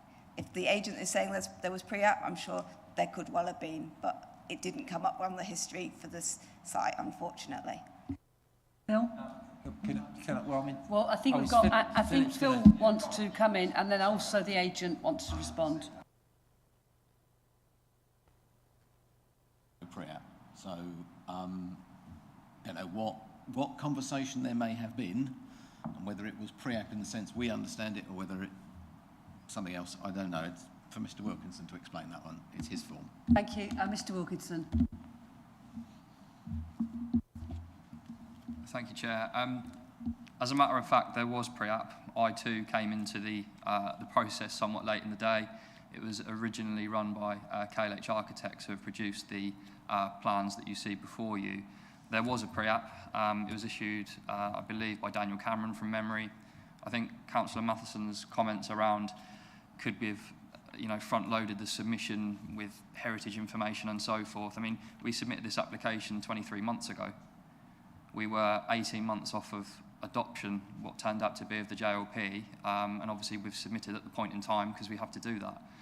As the application's progressed, we've obviously responded to certain concerns, and Libby's touched on it briefly around her involvement, and the heritage concern, whether it's a non-designated heritage asset, is relatively late in the day as well. So I think, yes, naturally there would have been more dialogue, but we are where we are, and I'll maintain the stance that we've set out. Thank you. Could I just, while we're on the subject of what's gone before, you mentioned in your representation that it was unfortunate that the parish councils were objecting. Did you do any liaison with either Ringshall or Wattisham parish councils? I think naturally, given the context of the area right next to Wattisham, there's a lot of noise. This site, along with a site which is not part of the applicant's ownership or indeed control, are fairly regularly subject to conversations around noise and activity. There has been a conversation with the parish. Indeed, I've been in regular dialogue with Councillor Pratt. So yes, in short, we have looked to hold conversations with them. The consultation process is there for a reason, but we've certainly tried to take on their points. Thank you. Councillor Elkin. Thank you. If I've understood, I've got two questions, if that's okay. If I've understood correctly, the idea is that the units are part of your supply chain, they're suppliers. You mentioned sort of different scale of components, tiny things to huge things. How big are the huge things? Are you talking sort of big lorries, bringing bits of wind turbines on and off site, for example? I'll briefly answer from a planning perspective, and of course feel free to chip in. So whether you're dealing with electrical or hydraulic components that help with the bulkier machinery, RMI cover the entire breadth of that. So naturally there's going to be lorries that come and go from what is already an established access. There will be traffic movements, there's no doubt about it. Your smaller components could be, chips that go into electrical boxes, and you could also have, for example, hooks for cranes that are, you could stand in them. They're that big. I mean, Richard, do you want to chip in with what sort of machinery and components you handle? I mean, I don't really need details of the machine. What I'm basically getting at is how many lorry movements are you going to have and the scale of them. So basically, most of the service and installation work is carried out offshore on client sites. Invariably, there's need for modification to components or subcomponents of these bits of equipment that could be items that are either delivered and shipped on a pallet, or they would come in on a articulated lorry of a standard size, that a container lorry, for instance, we've been talking about all day today. That type of size vehicle could come in and go to pick up and remove components that we've worked on. There wouldn't be the need for larger offshore wind-related items to be delivered to that particular site because they're so big they couldn't be road transported. But we haven't got any sort of, I guess, without the units filled, it's hard to have any figures for an estimate of how many lorry movements per month or whatever you'd be expecting to see.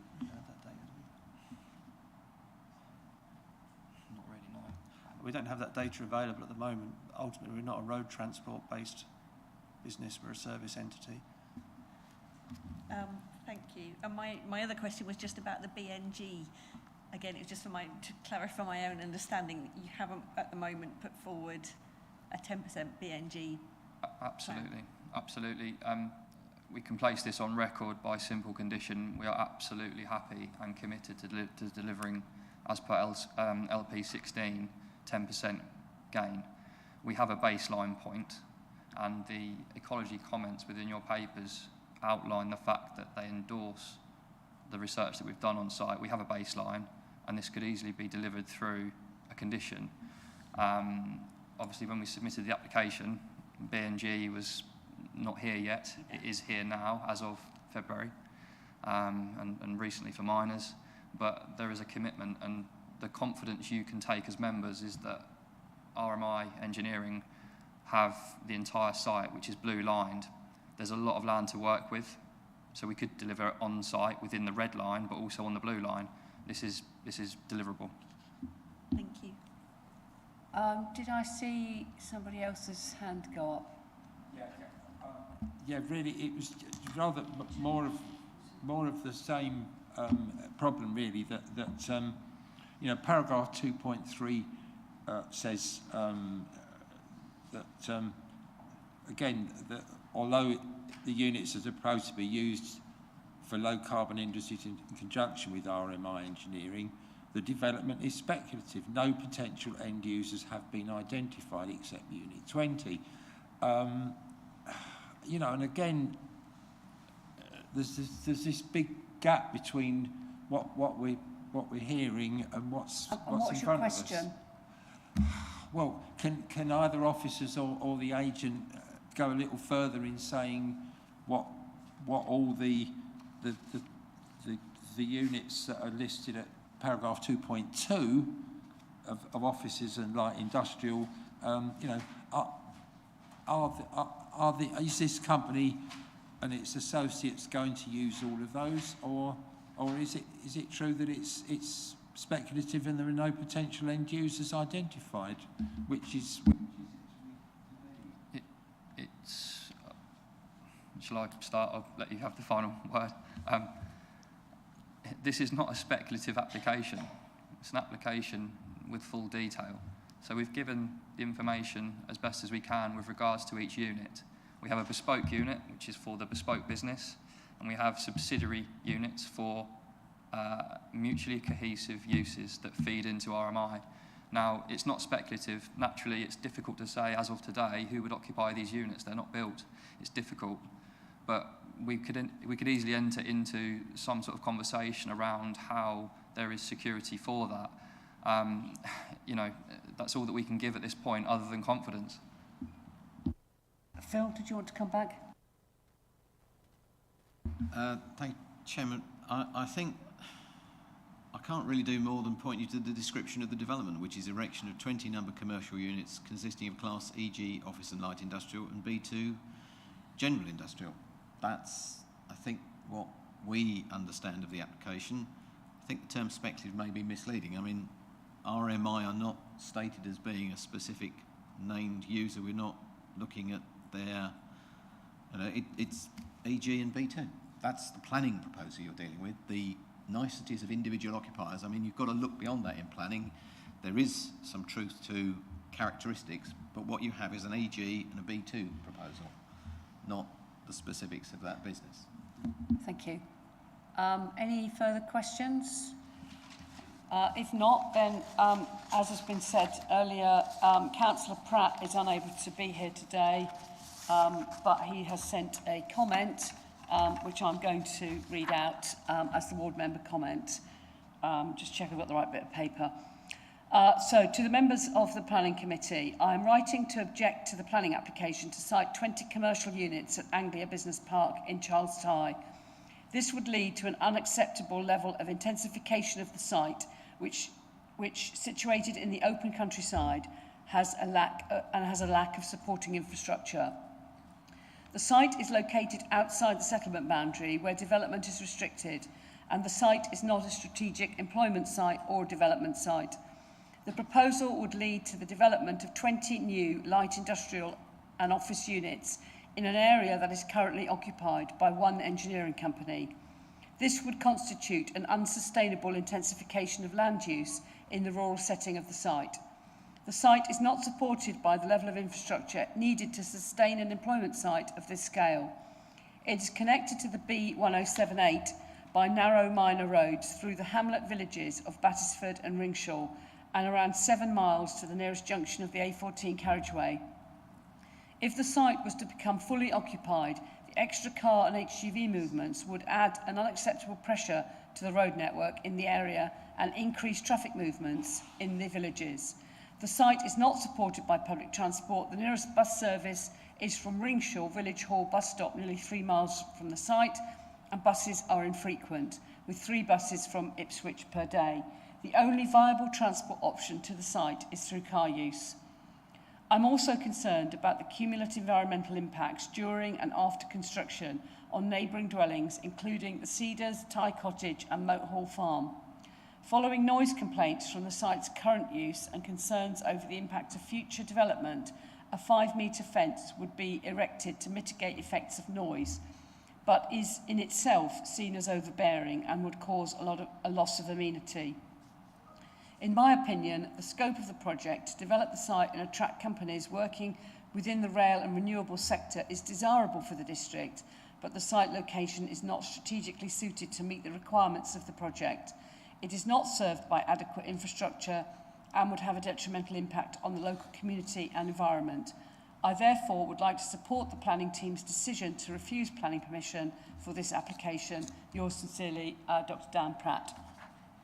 So that is the ward member comment, he's not here to answer any questions, so I propose that we just open this item up for debate. Councillor Matheson. Yeah, well, you know, I recognising that we've got an agent relatively new to the case and a case officer relatively new to it as well, and given the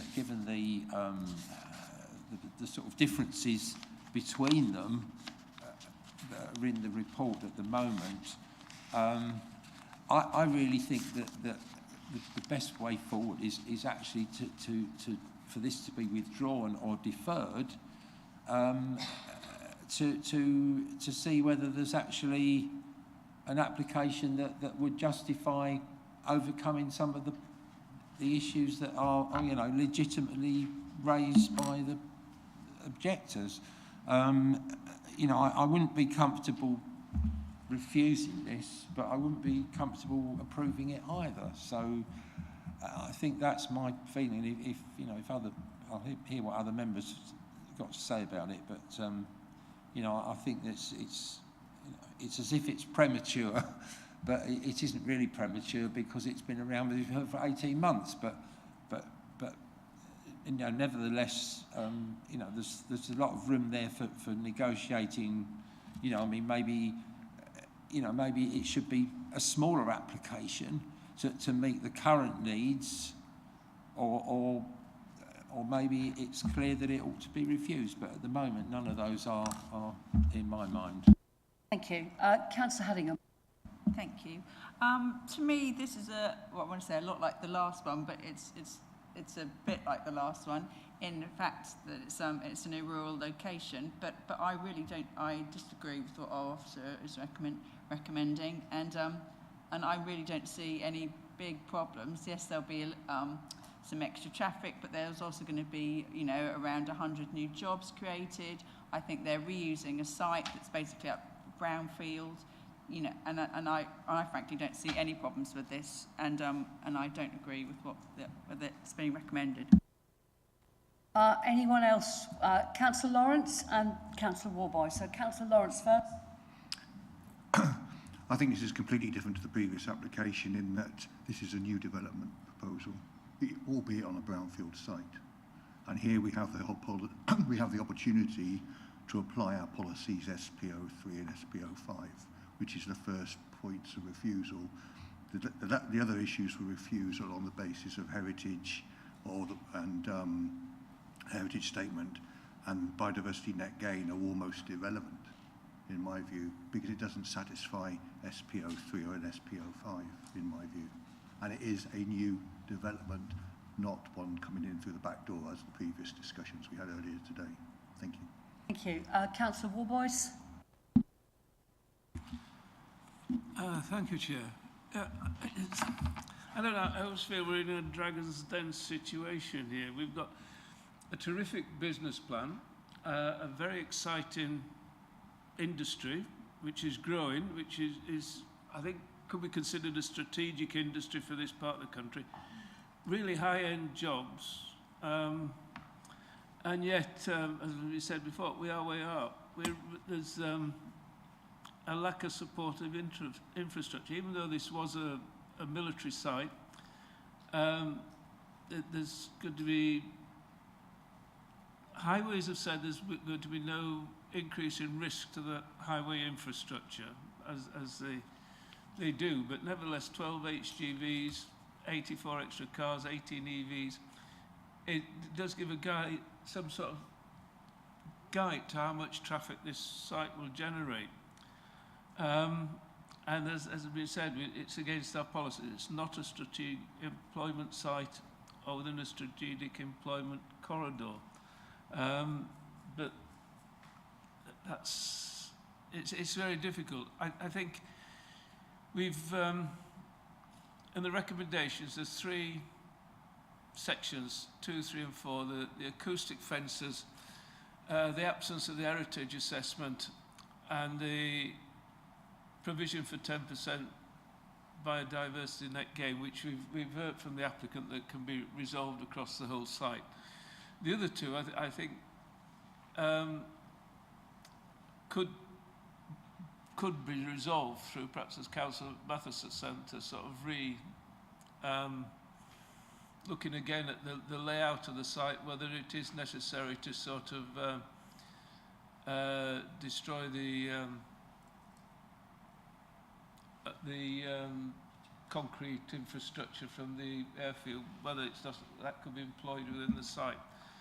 And then that leaves the first question, really, and that's about whether the fact that it's not within the strategic employment site or located within the employment corridor, whether that's sufficient to actually sort of refuse the application. There are other sites within reach of the A14. One comes to mind, but that might be more suitable. I can see the attraction of a substation, because that's also causes problems elsewhere. The lack of one, rather. So I would really like to support this application on the nature of its economic benefits, but I find it difficult not to agree with the officers' statements as well, that some things need to be resolved before it could be approved. Thank you. Councillor Elkin? Yeah, just very similar, really, really torn. I mean, it's brilliant to have this sort of business in the district and vitally important for lots of different reasons, but a little bit bewildered why there.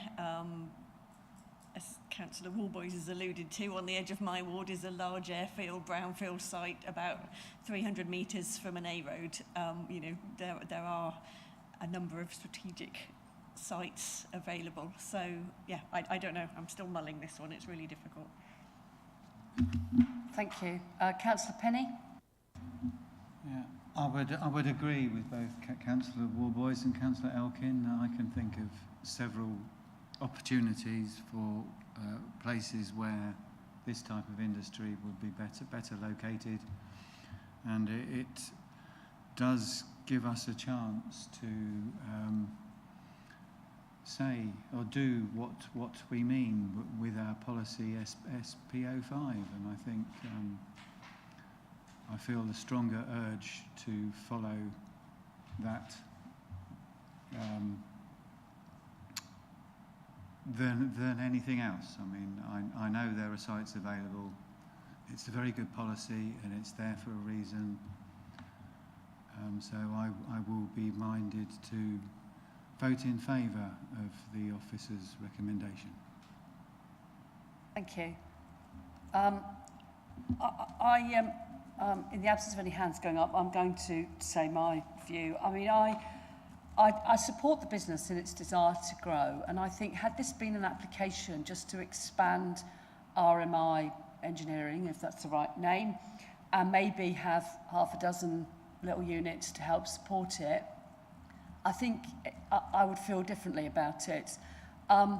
We've got 20 units on this site, and if you just look at the red line area, it doesn't look like they've got an awful lot of space around them, and yet that would seem to be one of the advantages of doing it there. Okay, you've got the rest of the blue line site, but maybe you've got something else up your sleeve for that we won't be discussing today. So I think it's it's almost like they're trying to put too many units on that particular site, and maybe a smaller development might be more acceptable. And I'm also a bit saddened really in the fact that this application's been knocking about for so long, and yet we haven't got a detailed heritage assessment, and we haven't got a detailed biodiversity assessment, and yet we understand where you're coming from, that these things can be overcome.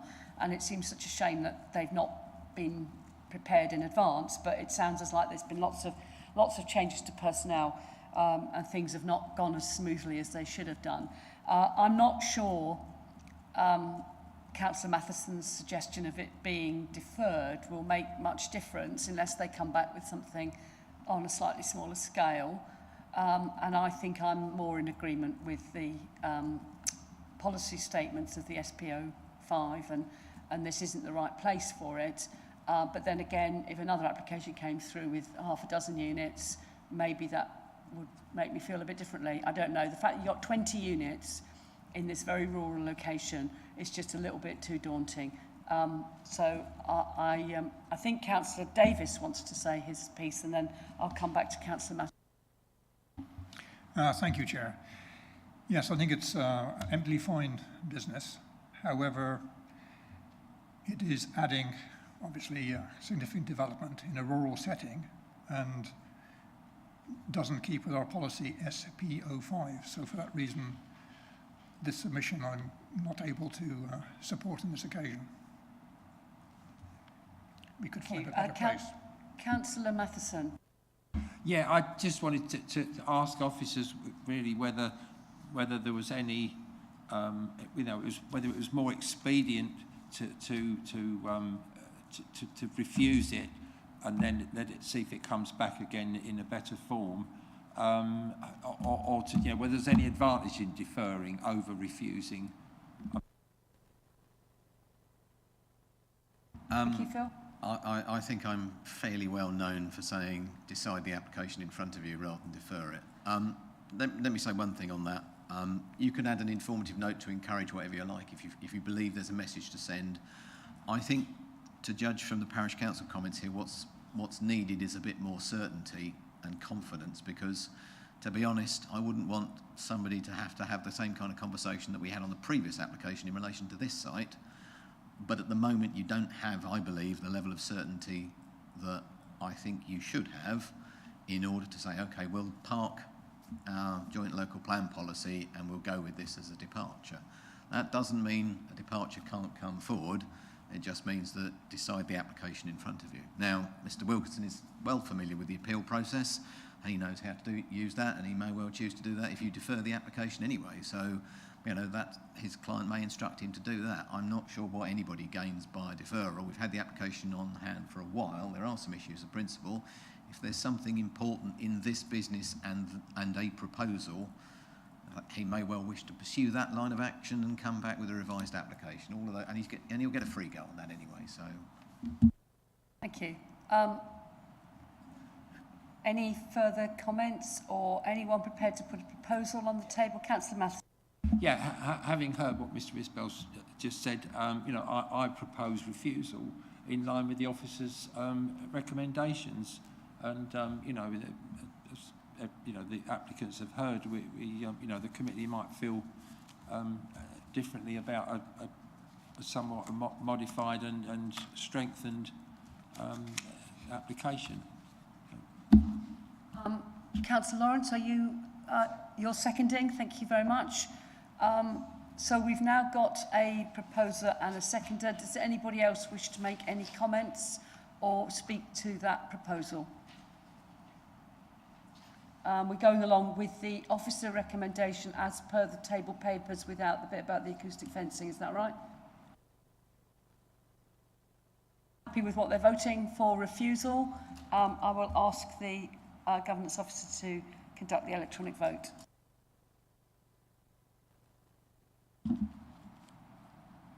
Thank you, Chair. Members, that vote's now started.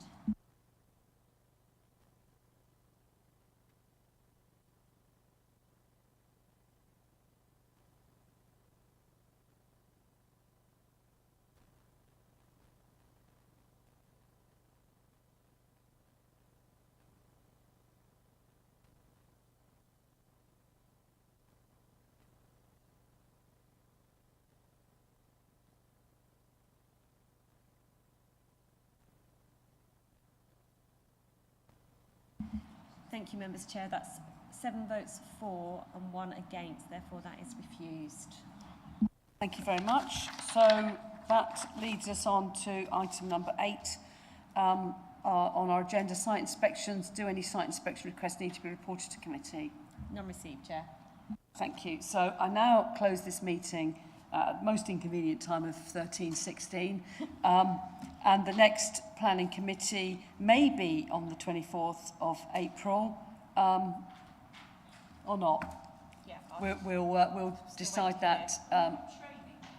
That we have, there's training in the morning, but that would, if that's scheduled to be an evening meeting should we need it.